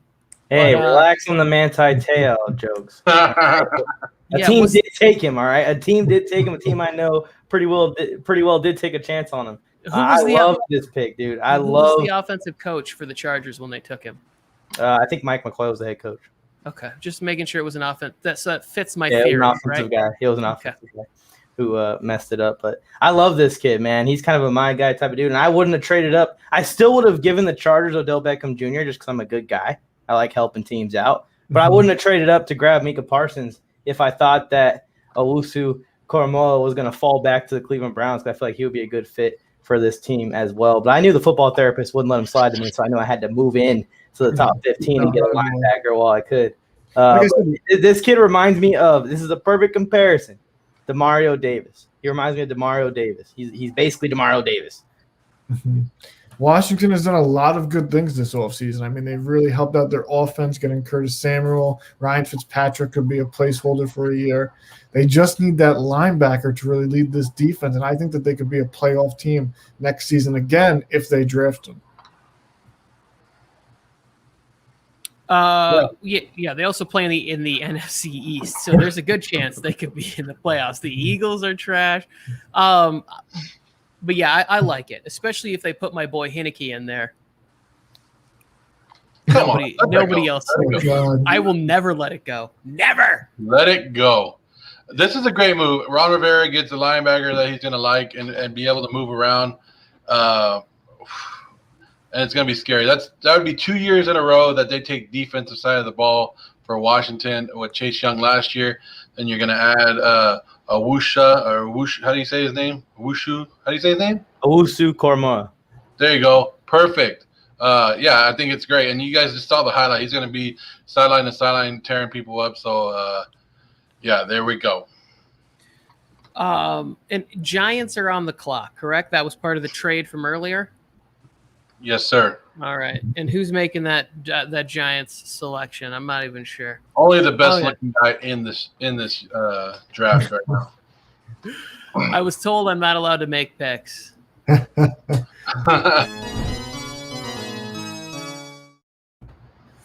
All right, and the Giants drafting in the spot after the trade with the Chicago Bears select USC O-lineman Elijah Vera Tucker. Just in time, we get Brian back here for some USC drafted love. But Joe, continuing your love theme of offensive linemen, and I like this pick at this range in the draft. Yeah, I traded down. What did I get? I got some extra picks from Chicago to move down, and I still got an offensive lineman, one of the top in the draft. I could play. They're still iffy about where he's going to play. Some say he can still play tackle. Some say that he's going to have to play guard. It doesn't matter because the Giants need both. So if he's a good tackle or a guard, the Giants are going to be happy with him. Get Daniel Jones some protection.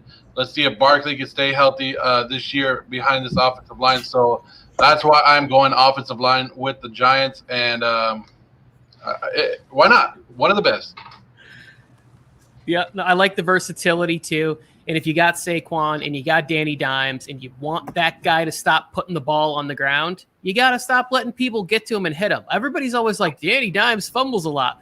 Well, he's not back there slipping out of his hand, like the kid who you should never let play quarterback at recess in elementary school. He's under pressure and taking hits, and you need guys that are going to keep him upright.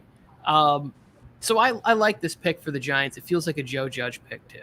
Let's get the run game going. Let's protect our quarterback. We got Indy at 21 on the board. Anybody else? Would anybody else maybe have gone? Is there an offensive player that you could have seen being drafted for the Giants, like a weapon, an offensive weapon?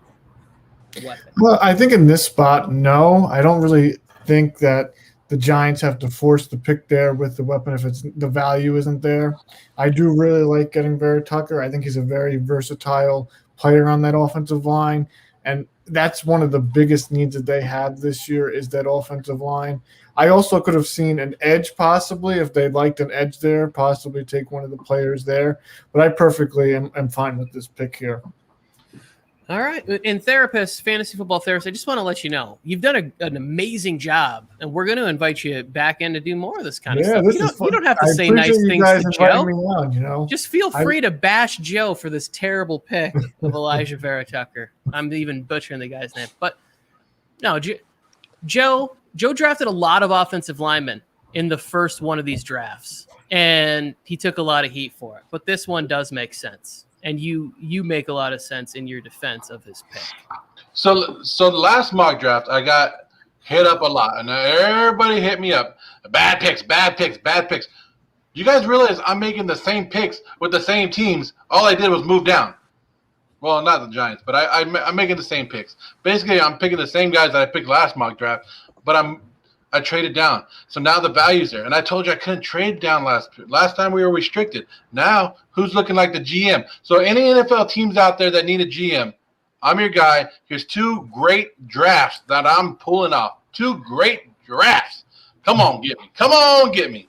Basically what you're saying, Joe, is that last draft you did indeed draft horribly. That's basically what you just said. Yes. That's exactly what you quote. Normally, last draft I did awful because I reached in every single pick.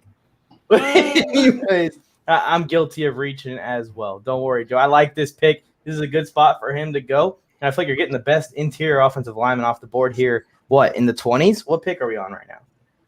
That was pick number 20. And I believe we have the Indianapolis Colts pick is in. So, let's see it.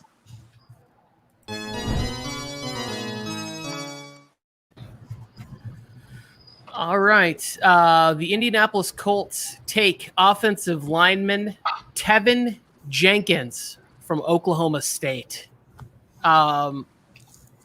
Justin, let's hear about Mr. Jenkins. I just had Mel Kiper, I had I had first round grades on 4 offensive linemen. I know Joe loves that, and this was the last of the 4. And Brian's guy, Carson Wentz, there are no longer any more excuses. No, you have everything, and I gave you everything in Indy to win. This is a Super Bowl sleeper in my estimation. You have a bust-out running back in my estimation that I got to see live and up from Wisconsin, none other than Jonathan Taylor. I think this is a team that's ready to win right now. Carson Wentz has a prove-it season in my estimation. I've given you everything. You have a great defense. You now have a kid who's going to make a leap in my estimation in Michael Pittman. I know I've given you some offensive line help. If you can't win right here with this team, then Carson Wentz was really never the guy. I know that, but we're going to find out right now if indeed that Carson Wentz is the guy that Indianapolis and Frank Reich hopes he is. I think if you make that move, you bring in Carson Wentz, you want to bring him some help, right? I honestly think Michael Pittman Jr. is going to be a good player in the NFL, right? Like, I think that he had that early injury. He came back and was a stud down the stretch. I think that Carson Wentz has the arm ability to squeeze whatever juice is left in T.Y. Hilton. This is a deep wide receiver draft. Everybody keeps telling me in the first 5 rounds, there's going to be 35 wide receivers drafted.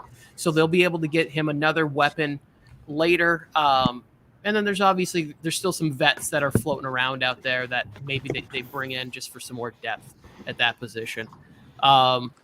We do have, there it is, at the 22, the Tennessee Titans pick is in.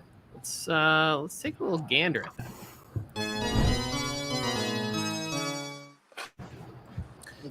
With the 22nd pick, the Tennessee Titans select Kadarius Toney from Florida. This is from Bolster. Here we got Tony going. This is what I like about this is that in the last draft, I don't remember this player going, right? So something's happened in a week where all of a sudden now this guy is on boards. What made you pick him? Yeah, why I picked him, he's an elite, explosive athlete. You just get him the ball, he can make things happen, but his draft stock is rising. It is rising. He is going in the first round.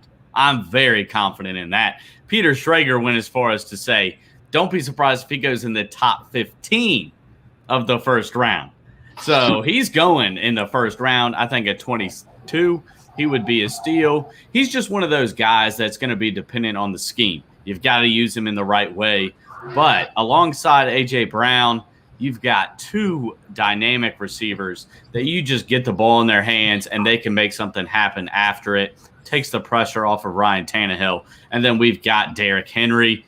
We can address the offensive line, which needs to be addressed in the second round, and the defense, particularly the cornerbacks later on in the draft. As a Titans fan, I feel good about this pick. Yeah, especially if you're not getting any of those top 3 corners, right? It's always nice to have another weapon to take a little bit of pressure off of A.J. Brown and to limit how many people you can put in the box to stop Derrick Henry, right? And then they can go back to that elite offense as you've described them in the past for the Tennessee Titans. Yeah, I agree with Brian here. I think Tooney's going to go before this pick. That's how far he's rising up a lot of these draft boards. And honestly, it's warranted. He's a beast. Honestly, I can see the Raiders taking him instead of Bateman there at 17. So I like the position here. I don't like the player. I personally would have went with another wide receiver on the board. I think Elijah Moore is a similar type of slot corner, and he's more athletic in my opinion, and he has that pedigree. I'm just not a Tony fan personally. I know on tape he looks really good, but he broke out at a late age. I think that he never reached that peak that I'd like to see in a rookie wide receiver coming to the draft. So I know a lot of people are high on Tony. I just have other wide receivers ranked above him that I would have taken here. I like Elijah Moore too, but hold on. I just got to give props to Mike. Kadarius Toney to the Raiders at 17. Whew. Go ahead and lock that down. I'm serious though. Like if this was 10 years ago, 100%. Like put the mortgage on it. It's happening. It's a new era, but I like that a lot. He must be fast. That's what you're telling me. He's fast. Yeah, he's fast. He's pretty fast. I will say that there's a pattern going on.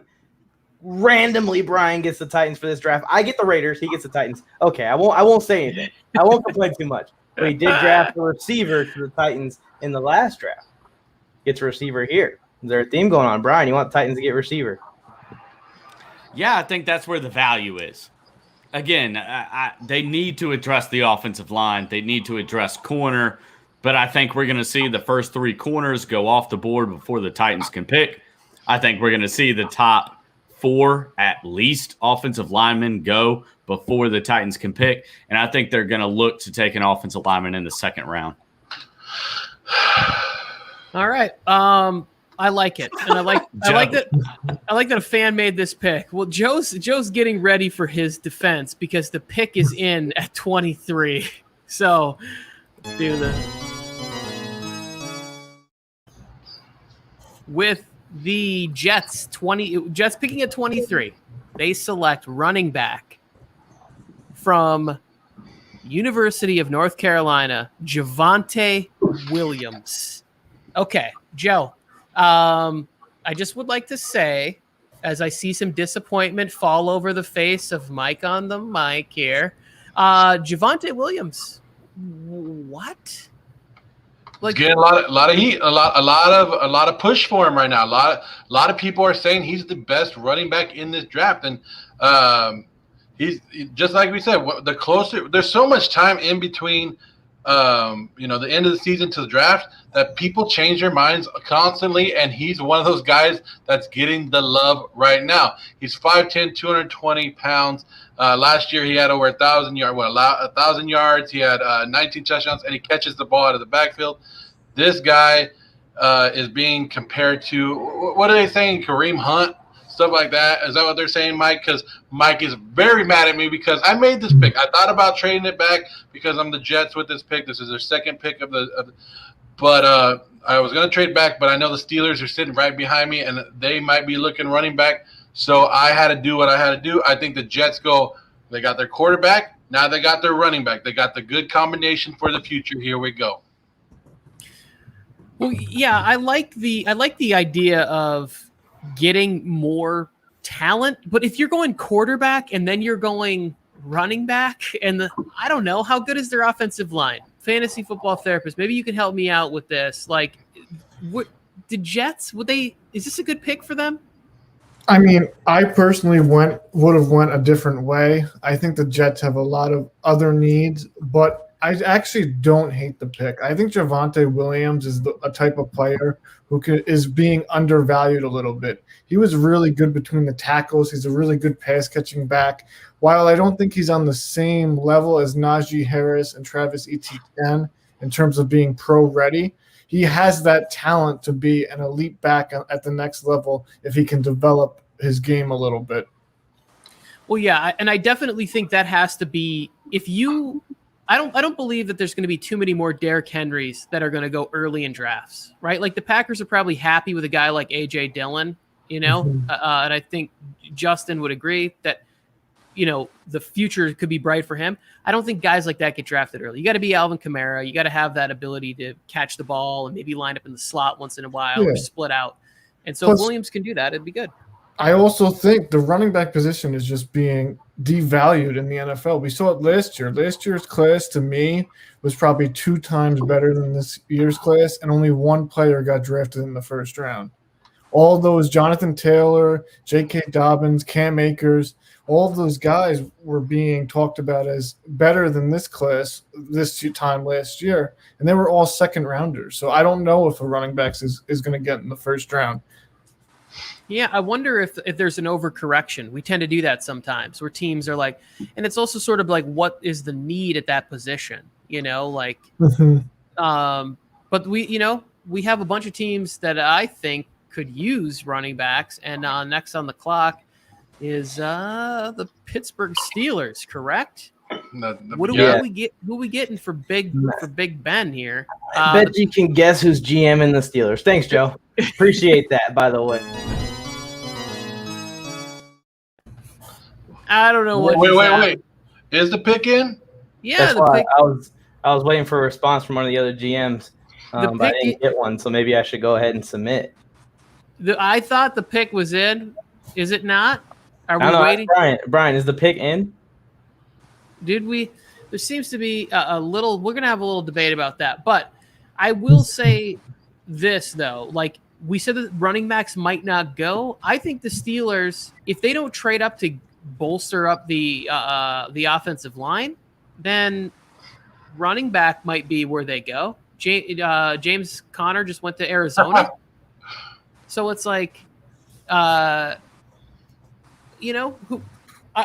else do we have left? His fantasy therapist. I want to be able to push back on this. Yeah, I can make my pick now. We still got Brian responded. I knew what he was doing. Brian said, "Take that and get out of here." So I am announcing the prior pick that was up in there. Yeah, Steelers. Mike's always trying to do something. Steelers. Okay, they just in time before they were about to punt that pick. I'm sorry. Steelers draft running back from Alabama, Najee Harris.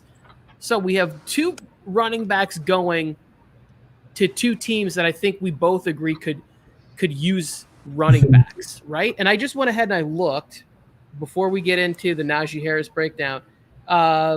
We got Pittsburgh. They just took one. Buffalo, I believe, could also use running backs. So to say that none of these running backs will go in the first round feels like a bad move to me. But Mike, Najee Harris. No, I think both Williams and Harris are going to be going in the first round. I was waiting on a little bit of a response from the Buffalo Bills, actually, who were offering to trade up in the draft to this spot. But I asked them to make a promise to me that they weren't going to take Najee Harris, and they just quietly shook their head. So I think that might have been their plan. So I stayed put, took the running back. My plan was to trade back and get Javonte Williams at like 30 or 31. But Joe ruined those plans. I'll take Najee Harris. You're welcome. No. I'm okay with this because if you don't do that, you're probably taking Najee Harris. And then I'm getting Javonte Williams anyways. So I'd rather have Najee Harris. I was just assuming that you were going to take him over Williams. Whatever. So thank you. I appreciate it. Running back fall to me. This dude's a beast.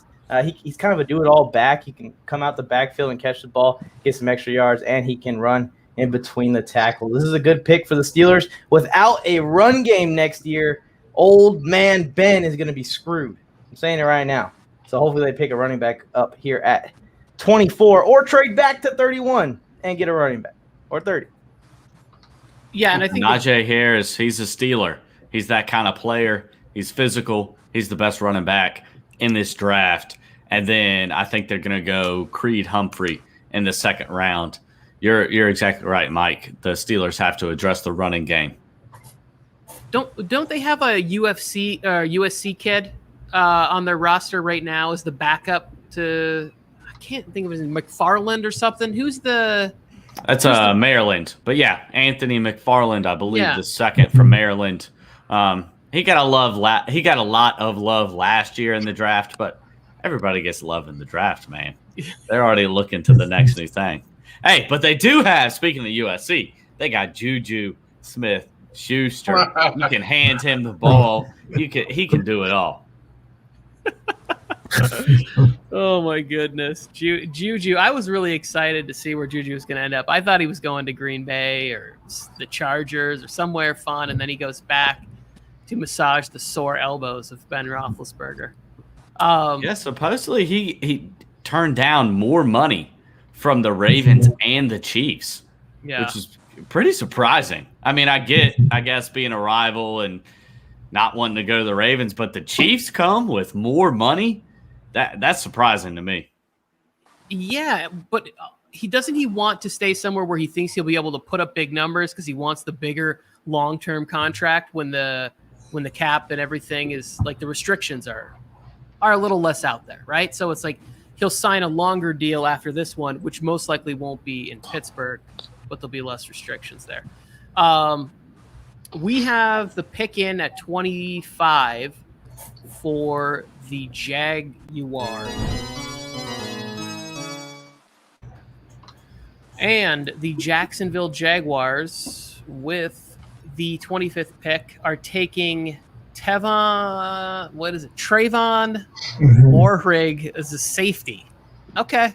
Fantasy football therapist. I know nothing about this guy. Please educate me. So he's a beast of a safety. The last 2 years in the college football world, he led all safeties with broken passes. He's very physical. I think that he could be a game changer for the secondary that really struggled last season. They're very young. I still think that they could build up the back end here. So for me, this was the pick that I wanted to get for Jacksonville. And I think that he could fit that scheme that they're bringing in and be a very physical playmaker for them. Okay. I like them going. I like a defense and an offense when you have 2 picks in the first round. That's why I wasn't a fan of going Zach Wilson and Javonte Williams. But I like this. You bring in a stud on both sides of the football as long as it makes sense. So I'm going to have to go check out this guy because he did not go in the first round. So I only watched some of the players that they were drafting, and I was like, okay. That's why I was able to accurately give Joe an F in the last mock draft. The safety class this year is very weak, in my opinion. I think Moehrig and possibly Javon Holland are the only 2 guys that really stand out. So a team that needs a safety may reach on one, as there's not as much depth behind these players. Yeah, I've seen a lot of mocks that have Moehrig going to the Jaguars. This is kind of what they need. They did pick up Rayshawn Jenkins, but Rayshawn Jenkins isn't a monster. I know I gave him a lot of props in the last draft. It was basically because Joe likes bashing all the ex-Chargers and Chargers players. Rayshawn's a solid starter, but I think Moehrig it might be a little bit better of an option than him, especially like in the future, next couple of years. Moehrig might be the only safety in this draft that is a starting NFL quality guy in the future. Oh, wow. That feels like I don't know. That feels like a lot, right? Because we have like 5 or 6 more rounds to go, and it's like, well, he's the only one coming out of college that could be here, but maybe. May. Yeah. I know. I hear you. But it gave room for error. But you know that like Mel Kiper by the end of the draft will be like, I've been talking about this guy since I saw him at Pee Wee football, and this kid's a player. And then I'll be like, no, you weren't, Mel. Nobody's ever heard of this guy before. But we will feel some hype for that. Who do we got next on the clock here? We got Cleveland traded out of this spot with who? With Hodges. With the Chargers. Yes? Yes, and sir. the Chargers pick is in. Let's ring that bell.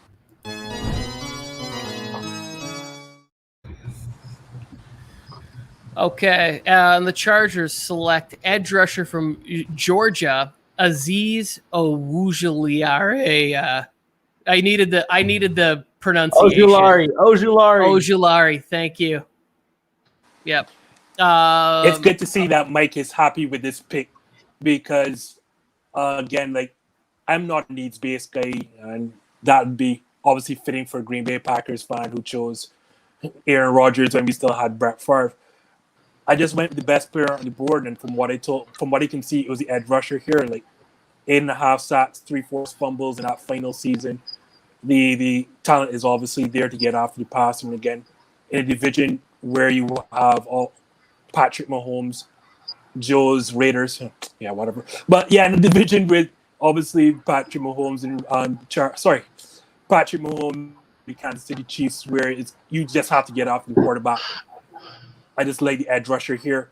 Reality is, I actually love Travis Etienne. I think he's the second best running back in his class. But when you sign Austin Eckler to a 4-year deal, well, that kind of takes me on the running for running back. So just went with the best player available, and that was the edge rusher here.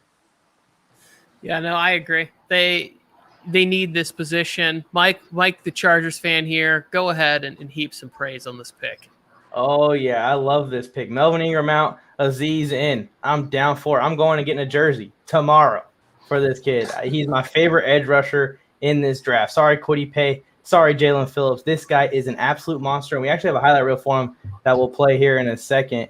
A lot of people are sleeping on him, and I think he's a first-round pick. I've actually been trying to trade in with the San Francisco 49ers for like the last 5 picks to pick up Azeez Ojulari, and I didn't offer to the Chargers because I was hoping Justin would do it, and he did it. All right, let's see this highlight reel.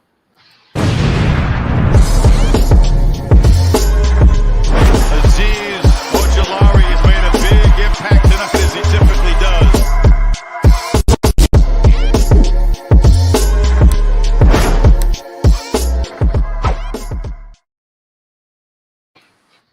Okay, I'm down with that. Looks a little old school on there, like the speed, like I'd have to see more, but maybe it's the way the hands are taped up or doesn't have like all the flash and flare that all the young guys have, but I was picturing like the Julius Peppers or like Derek Thomas. Like he came off the edge with some heat. So I could see that being a good pick for the Chargers.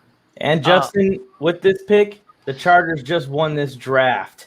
They got Odell, Azeez Ojulari at 26, and then we're going to have a turnaround pick in the second round. We're definitely going to get an offensive tackle in the second round, I'm sure. And we're going to be good. I just want to know who has my Packers pick at 29. Please don't mess this up. I mean, can't do any worse than Jordan Love last year, but please, I beg you, whoever has this Packers pick, please, please, please do not mess this up. Justin, I do not want to disappoint you or any of the people watching, but I'm hearing from my inside sources it sounds like Kyle Trask. Is that okay? I'll check with those sources. They could be wrong. Rumors are saying. Yes. Mel Kiper's we have the pick in for 27 for Baltimore. Let's get that. With the 27th selection in this mock draft, the Ravens select Rondale Moore, wide receiver from Purdue. I love this pick. I'm going to let Brian fill everybody in on why it's so great. Well, it's awesome because he's the ultimate weapon. For the offense that they run, they're not only adding a receiver, they're adding somebody who can bring a lot in the option game.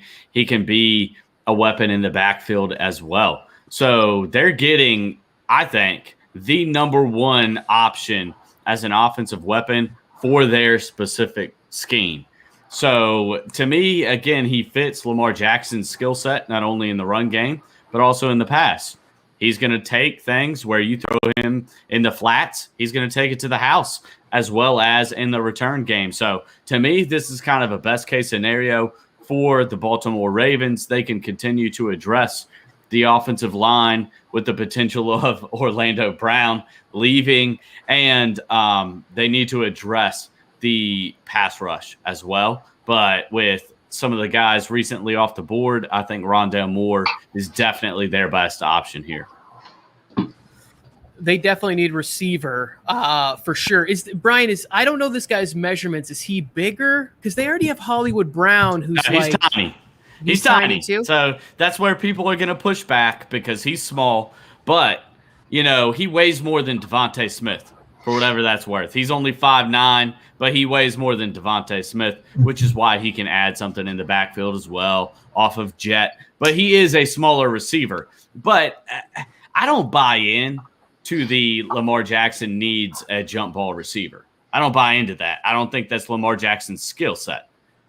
Right? So I don't get that. Like, I don't buy into we have an inaccurate quarterback, so let's just get a massive weapon outside and he can just be inaccurate to him. Well, I don't see that happening. That doesn't really happen in the NFL in my mind. I think You get a guy who can catch the ball short. You can get it to him in the backfield, and he can take it deep, as well as he has the ultimate speed. So he's going to create separation. Separation is what you need for an inaccurate quarterback, if anything. Not a guy who can't get open, but he's just a little bit taller. So you need to be accurate to get it to him. That's just my opinion. Okay. I mean, we're drafting I wanna NFL wide question Brian on receivers, that, though. not jockeys. You got something against short people? You trying to say something? No, I'm just kidding.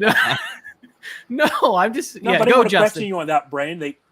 Like, okay, so he's inaccurate. Don't you want a guy that can win you 50-50 balls and, high point the football to give you that added option for a guy like you are saying, let's get another burner. Well, not another burner, but another guy, a short passing guy that you just give it to, and hope for yards after the catch.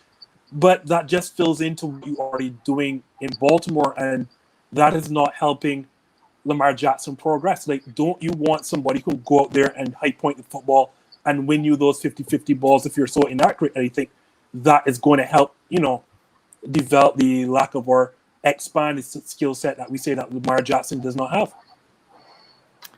Well, I'm with Justin. I'm with Justin here against Brian because they already got Hollywood Brown to do all this stuff underneath. Let's get him a big body receiver that's going to go up and get the ball. Here's the thing. Hollywood Brown and Rondale Moore, they may be similar size. They're extremely different skill sets. Hollywood Brown is a downfield threat. He doesn't provide much otherwise. Rondale Moore does. He provides much more after the catch, again, out of the backfield. A 50-50 ball, I don't want to throw those if I'm the Ravens. I don't want to throw 50-50 balls. That doesn't make sense to me for their scheme. I don't quite get that. You want 50-50 balls if you've got Aaron Rodgers, because when you've got Aaron Rodgers and you've got Devontae Adams, that's not truly 50-50. No, right? It's not. I just don't buy into we've got an inaccurate quarterback, so let's just get a massive target. I mean, they've already got the tight end that's slipping my mind right now. But that's basically what he does right over the middle. I just don't quite buy into that. I think you take best player available. He fits the scheme. And I mean, you guys could disagree. That's fine. But I do think he fills a hole that they have. I don't think he's the same as Hollywood Brown at all. All right, I just made up my mind here, Brian. How about this? How about you guys go ahead and draft Rondale Moore here, but right after you draft him, because you do need that big-bodied receiver that we're talking about. Best of both worlds, right? Go ahead and send that Mike Williams trade in, and send Orlando Brown to Los Angeles. What do you think? No? I need something more than that. I need something more than Mike Williams. I mean, my man plays 3 games a year. Come on now. Okay, Brian, I want to compliment Brian. Did one of the greatest things in an argument. He weaved in the other guy's favorite players to prove his point. He's like, well, it's not really a 50-50 ball when it's Aaron Rodgers and Devontae Adams. And Justin's like, yeah, no, he's right about that one. It's called a 50-50 ball. I was like, that was smooth, my brother. Way to get it. We got the pick in for the Saints. Let's hit it. The New Orleans Saints, with the 28th pick, take cornerback Greg Newsome II. This pick was made by Joe, I believe. That's right. That's me. All right, Joe. Why not? Why they've gotten rid of a lot of their defensive backs. They need some defense help. I was looking at wide receivers. I was trying to trade up at this pick and get a wide receiver. I didn't want to go too far and give up. I actually. If who was it? The San Francisco pick, I actually thought about trading back with San Francisco if they were going to come up. The Saints have a lot going on. They have no money. They had no money. They had to get rid of a lot of people. But I think defense is where they go. This is the 4th best quarterback, depending on who you guys like in the draft. So that's where I'm going with this pick. Defense for the Saints. Okay. It's good. I don't. Is there? Somebody didn't like it. They were like, "Get Joe on out of here, hop in that car, and zoom on by." They were. That was what's her name, Rodriguez, looking for Vin Diesel. I think is there an offensive player, Michelle Rodriguez? Come on, guys. I'm gonna make weird references. That's what I do. Is there an offensive player that would have been a better fit for whoever they decided to play at quarterback, whoever wins the battle? Is there a receiver that maybe Winston could have used, or a player they could have gotten if they decided to go Taysom Hill? Is there a player? Anybody? I think actually Rondell Moore would have fit for both of them. Okay. That's exactly what I was going to say. Rondell Moore is who they want. They might settle for Elijah Moore, but Rondell Moore. Like, especially, I mean, honestly, with either quarterback. If it's Taysom Hill, we know his skill set. If it's Jameis Winston, you don't want him throwing picks. So I agree with Mike there. Yeah. See, I was going to throw a wrench and take Terrence Marshall Jr. I love that guy. I think Marshall Jr. could be potentially a top 3 wide receiver in this class. He's just that good of an outside receiver. And I think he's being undervalued a little bit. Yeah, he's sneaky good. But I do like the pick still. Marshall Lattimore's contract is coming up. So I do like the Greg Newsome pick, especially with who's coming up behind you. Any of the teams in the rest of the first round could go ahead and take Greg Newsome here. So you can't really move back and still get him, I don't think. Mike, say that again. Say that again. The Saints did a good job here. You like that pick. By the Saints. Hey, guys. I'm winning the draft. You guys are hurting the publicity for Friday Night Wars. It's not Friday Night Friendlies, okay? It's the Friday Night Wars. You two have to manufacture disgust for each other no matter what. The Packers pick is in. Before we get there, let's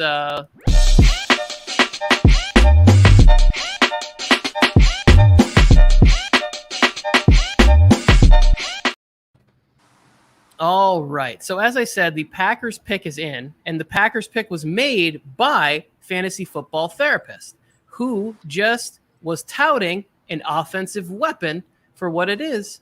Let's go see what the Green Bay Packers, with the 29th pick, select linebacker Jamin Davis. Okay, I see the Packers fan fist pump, shaking his head. We were just talking about Terrence Marshall or whatever this gentleman's name is. I didn't know if that was because they never seem to draft Aaron Rodgers. Yeah. So I actually wanted Greg Newsome here. I got sniped. But I think what the Packers really need is that explosive inside linebacker. I mean, Jamin Davis, he ran a 4.41. He had a 42-inch vertical. He's a physical specimen. This is what this defense has been lacking the past few years. I don't think they've had one of those type of linebackers since A.J. Hawk and Clay Matthews. So I think that this is the guy that they need to get if the cornerback is off the board. Yeah, I'm going to, Justin, real quick before, because I do want to hear your thoughts on this. As a former Packers fan of about 18 years, I've never really loved them drafting guys based on speed, because when it gets cold and frozen and terrible, all of a sudden that player is less valuable at that time. That's the only thing that I don't love about the pick. But Justin, go ahead. I disagree, because look at Marquez Valdes-Scantling, a complete burner who led the league in yards per reception. So you're going to ask me, but what about Marquez Valdes-Scantling? Look at the back half of the season. After the fumble that cost him the game in Indianapolis, this guy was on a tear for the rest of the season. And I do believe that this man, coupled with Alan Lazard, will be the number 2 and number 3. Too often you hear from people outside the Packers organization, oh, you're not getting Aaron Rodgers enough help, yada, yada, yada, yada. Well, let's go through and debunk that myth. Devontae Adams is the best wide receiver in all of football. Our tight end, Robert Tonyan, led every single tight end in touchdown receptions at 10 per. Marquez Valdes-Scantling led the league in yards per reception. Alan Lazard just had a core injury, and you're going to see how good Alan Lazard is with an entire season behind his back. This team does not need any offensive weapons, especially when you saw that this team was the best offense in all of football last year. Led the league in points, led the league in points in the red zone, led the league in touchdowns. This team does not need another offensive weapon. This pick was absolutely correct. We needed either somebody along the defensive front to stop the run, or an exceedingly great, versatile inside linebacker that can cover, get end-to-end speed and also get after the quarterback if need be. But more importantly, just plug holes in the middle with his speed. So I absolutely, absolutely love this pick.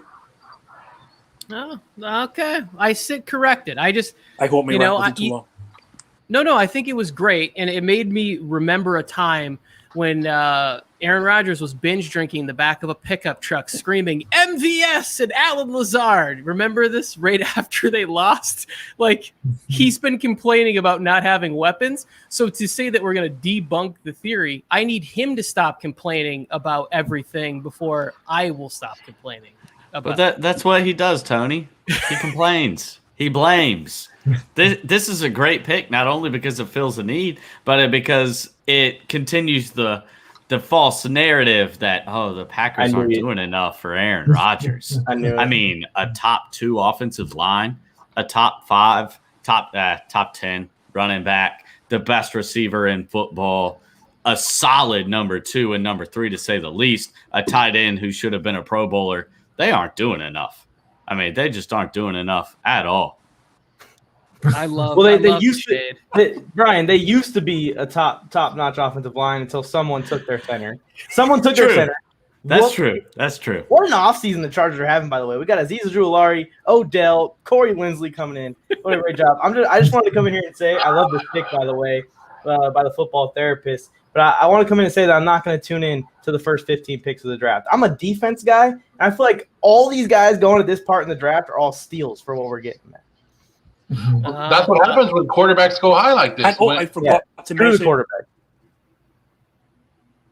We already got one. And I also forgot to mention Aaron Jones. Again, probably the most underrated back in all of football. Like, yeah, you just don't need another weapon for Aaron Rodgers. You need to be able to stop the damn run.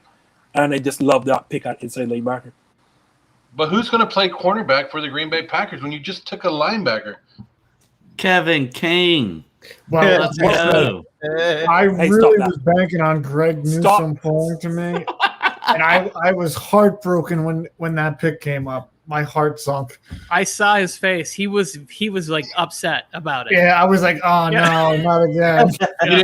You didn't like Asante Samuel right here? Like, I mean, if you were going to go cornerback with one, there's still another one. I mean, I like the linebacker pick, but I'm just asking, just wondering.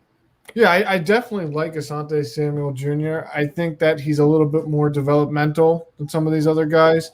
But if I was going to take a defensive player there, I had it ranked on my board, Greg Newsome and then Jamin Davis. And then I actually was torn between Zavon Collins and Jamin Davis. And then Asante Samuel was right below there. Okay. This is going to sound crazy. On my board, I was hoping that the injuries would have made Caleb Farley drop this far. Mm-hmm.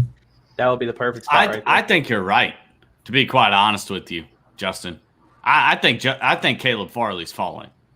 I really don't see him going in the top 20 picks with 2 back surgeries. Mm-hmm. Like, he's a corner, and he has 2 back surgeries. I could be wrong. I've been wrong plenty. But honestly, I think he might very well fall out of the first round. You guys already said I did good. You guys already gave me credit for that pick. Don't go take it back now. Let it go. Look, right here. 16. Brian, I just want to say I've been watching Brian Bolster for a very long time. Basically the entire time that I've been in this little scene of whatever we're doing talking sports. And you've only been wrong one time. That's with the Ravens draft pick a couple minutes ago. So you're not wrong that often. I'm trusting you on Caleb Farley. Oh, I love that. We got the pick in at number 30. And with the 30th pick in this mock draft, the Bills have selected defensive end from Miami, Jalen Phillips. This was a pick by Bolster here. Okay, go ahead. This pick is money. You're getting the most talented edge rusher in the entire draft. My only concern is you're taking a SoCal kid who played in Southern California and then played in Miami, and you're putting him in Buffalo. That's going to be a transition. But as far as raw talent, he is the most talented edge rusher by far. You know, we mentioned it on the past mock draft. This guy's played 1 year of football. Like he, at like 19 years old, he retired, played a little bit of music, came back. I'll play a year, first round pick. He's a physical freak. He's everything that you want, and he fits the Bills 4-3 scheme. To me, he's the perfect pick here in my mind. Well, you reminded me of when you said SoCal Kid, because Marcellus Wiley was drafted to the Buffalo Bills, and he's from the Compton area. He went out there, played next to Bruce Smith. Obviously, that will help you as an edge rusher. But a lot of times, I think when you go to these smaller markets, it allows you to just focus on football. Like, it's a great thing. Like, we've seen a lot of success in places like in Green Bay. There's not a ton of stuff to do for anybody who's ever been to Green Bay. It's a very sort of like nuts and bolts kind of town. So I think that a place like that might be good for him. Better than going to the Dolphins, where there's a nightlife and you're out there chasing tail feathers. I don't know. That's a Nelly reference. It's probably not there. Where's I got that. I'm a bit older than everyone else. Tony, before you go, why are you a former Packers fan? Hey, who does that? Who loves the best franchise in all football and then decides to leave? You know what? We got a minute before the next pick comes in. I grew up with Brett Favre. I loved Brett Favre. I did not want Aaron Rodgers to be the quarterback. When they divorced Favre, that's why I have this Jets jersey here, because I went with Favre to the Jets and I went with Favre to the Vikings, and I stopped being a fan of any collective team, which this year, now that I'm in LA and I'm talking more sports, I'm going to make a selection on one of the LA teams. But I grew up very close to Green Bay, and I watched Don Majkowski and Ed West and Jeff Query and just like all those guys from the 80s that weren't very good. And all of a sudden, Brett Favre falls into your lap. And I could go on rants forever. If Mike Holmgren doesn't get greedy, or the other way, they give him more control and Mike Holmgren stays, the Packers have much more success.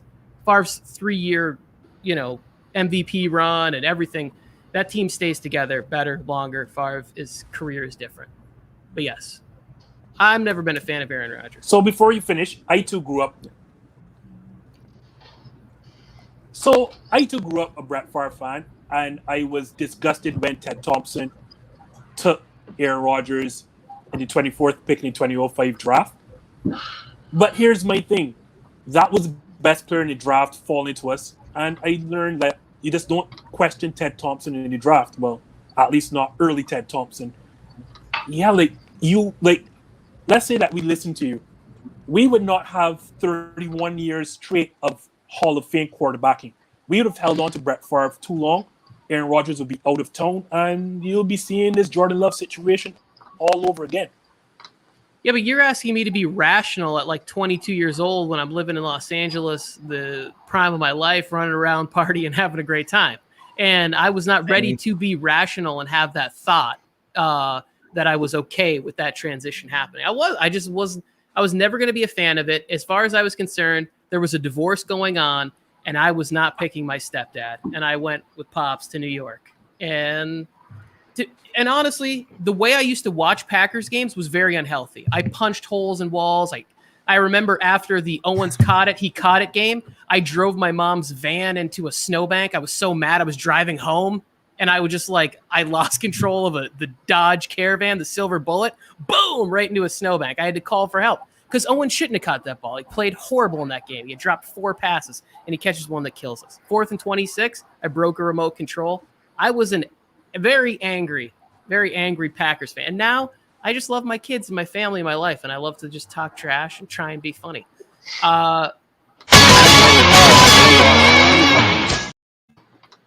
Thank you, Mike. I was searching for it. There's a trade at the end of the first round by the Chiefs for the 31st overall pick to the Panthers for the 39th overall and the 3rd pick. All right. Throwing a little flavor here at the end of the first round. And just to waste no time, because we are getting a little deep here, the pick's already in. Let's go ahead and see who they got.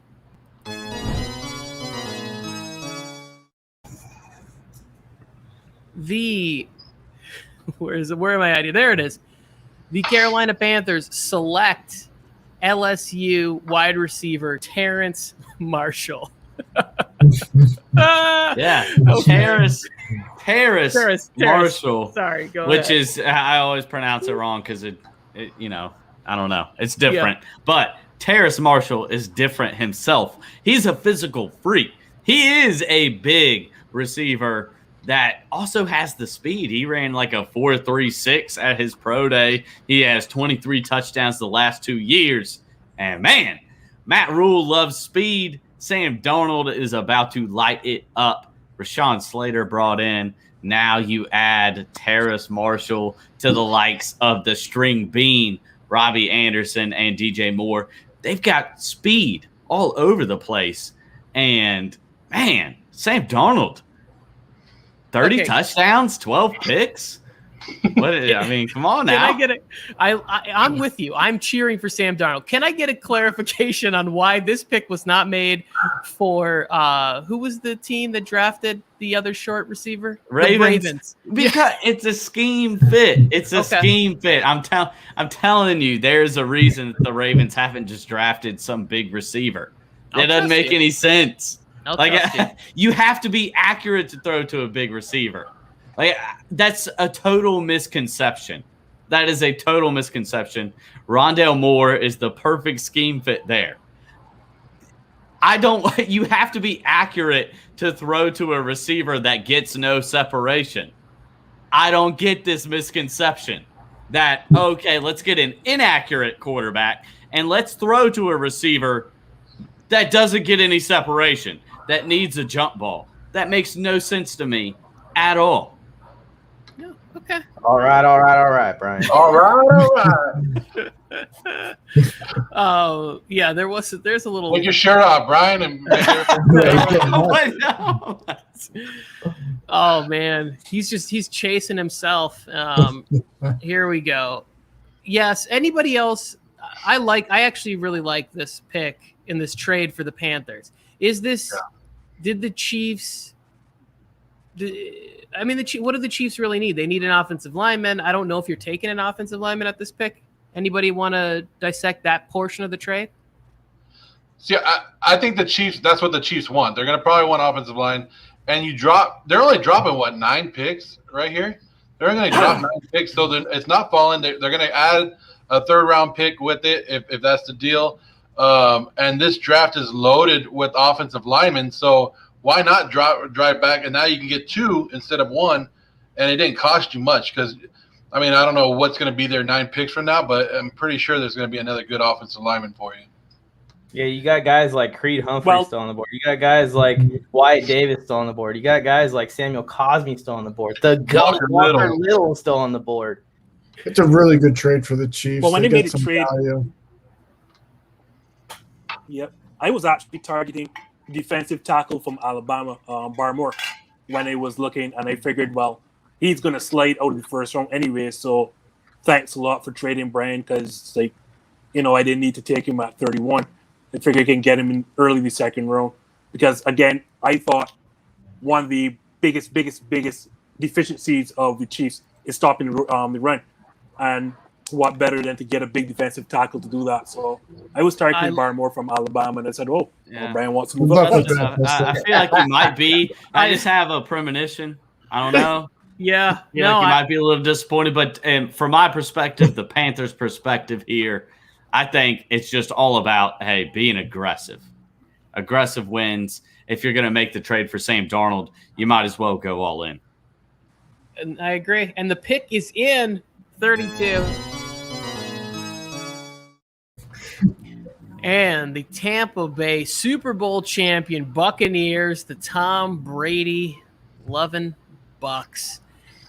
Pick 32, the final pick of our draft. I hate Tom Brady so much. They select the guy we were just talking about, Christian Barmore, defensive lineman. There he is, throwing his hands up in the air. I love it. I'm just booing it because of Tampa Bay. He just leaves the draft. This is the guy you were just talking about, fantasy football therapist. Go ahead and talk about this guy for us real quick. Well, from the Tampa Bay Bucs standpoint, this is a luxury pick, right? They've returned all 22 starters. They could really go any which direction. I think Barmore was the best value on the board. It's a position they're not that deep at.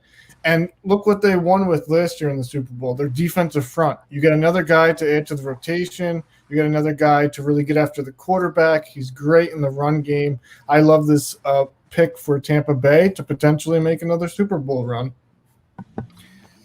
Therapist, we're just going to act like Tom Brady wasn't the reason. I definitely agree. Tom Brady really led them, but that defense really stepped up in that last game against a depleted Chiefs team. What a No. Oh my Hey, God! I think it was a good draft. Go ahead. What do you got, Justin? That's You're why. down there crying. That's why I'm not a general manager. Yeah, he said, I'm going to trade back and get Christian Barmore. And in the chat, Justin, that you can't see because you're a goat and you have StreamYard also, in the chat, the pick is already in. So you're talking, and we all see that Barmore is going next. I'm going to trade on back and get my guy. Sorry, I'm experienced a lot of lag in this thing. So sorry, I didn't hear you, Mike. But I'm like, okay, I'm outsmarting these guys. I'm moving back. I got my guy in. And as soon as I say that, I can see everybody like shaking their head, like, no, you're not getting that guy at all. I'm like, did I just? Great stuff. All right, that's the end of the draft here. Let's go ahead, hit this real quick.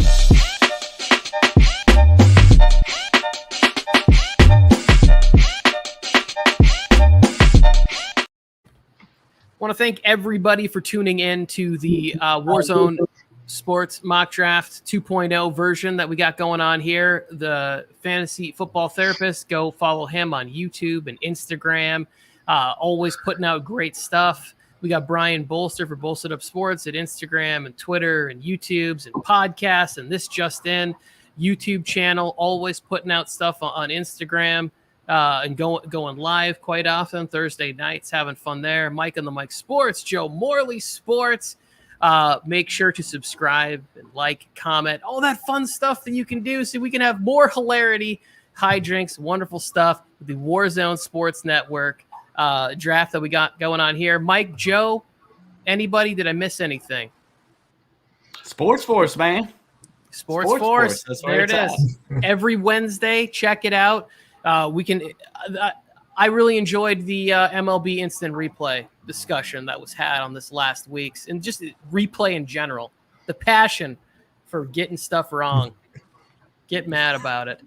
Every galaxy, talking sports in every galaxy. Okay, are we ready? We ready to hit this thing? Get out of here. We're good. What a great Hold draft. on, this one thing. Yep. Just one more thing. I hate you, therapists. I just want to put that out there. Are we saying that we hate people? I hate you, Joe Morley. Let's get it all out there. I'm Bolstered Up Sports. I'm calling you out, Matthew McConaughey. I don't get that. What's with the Matthew McConaughey thing? I don't get that. I'm from the mountains. I'm a hillbilly. All right, we'll say all right. Let's see. All right.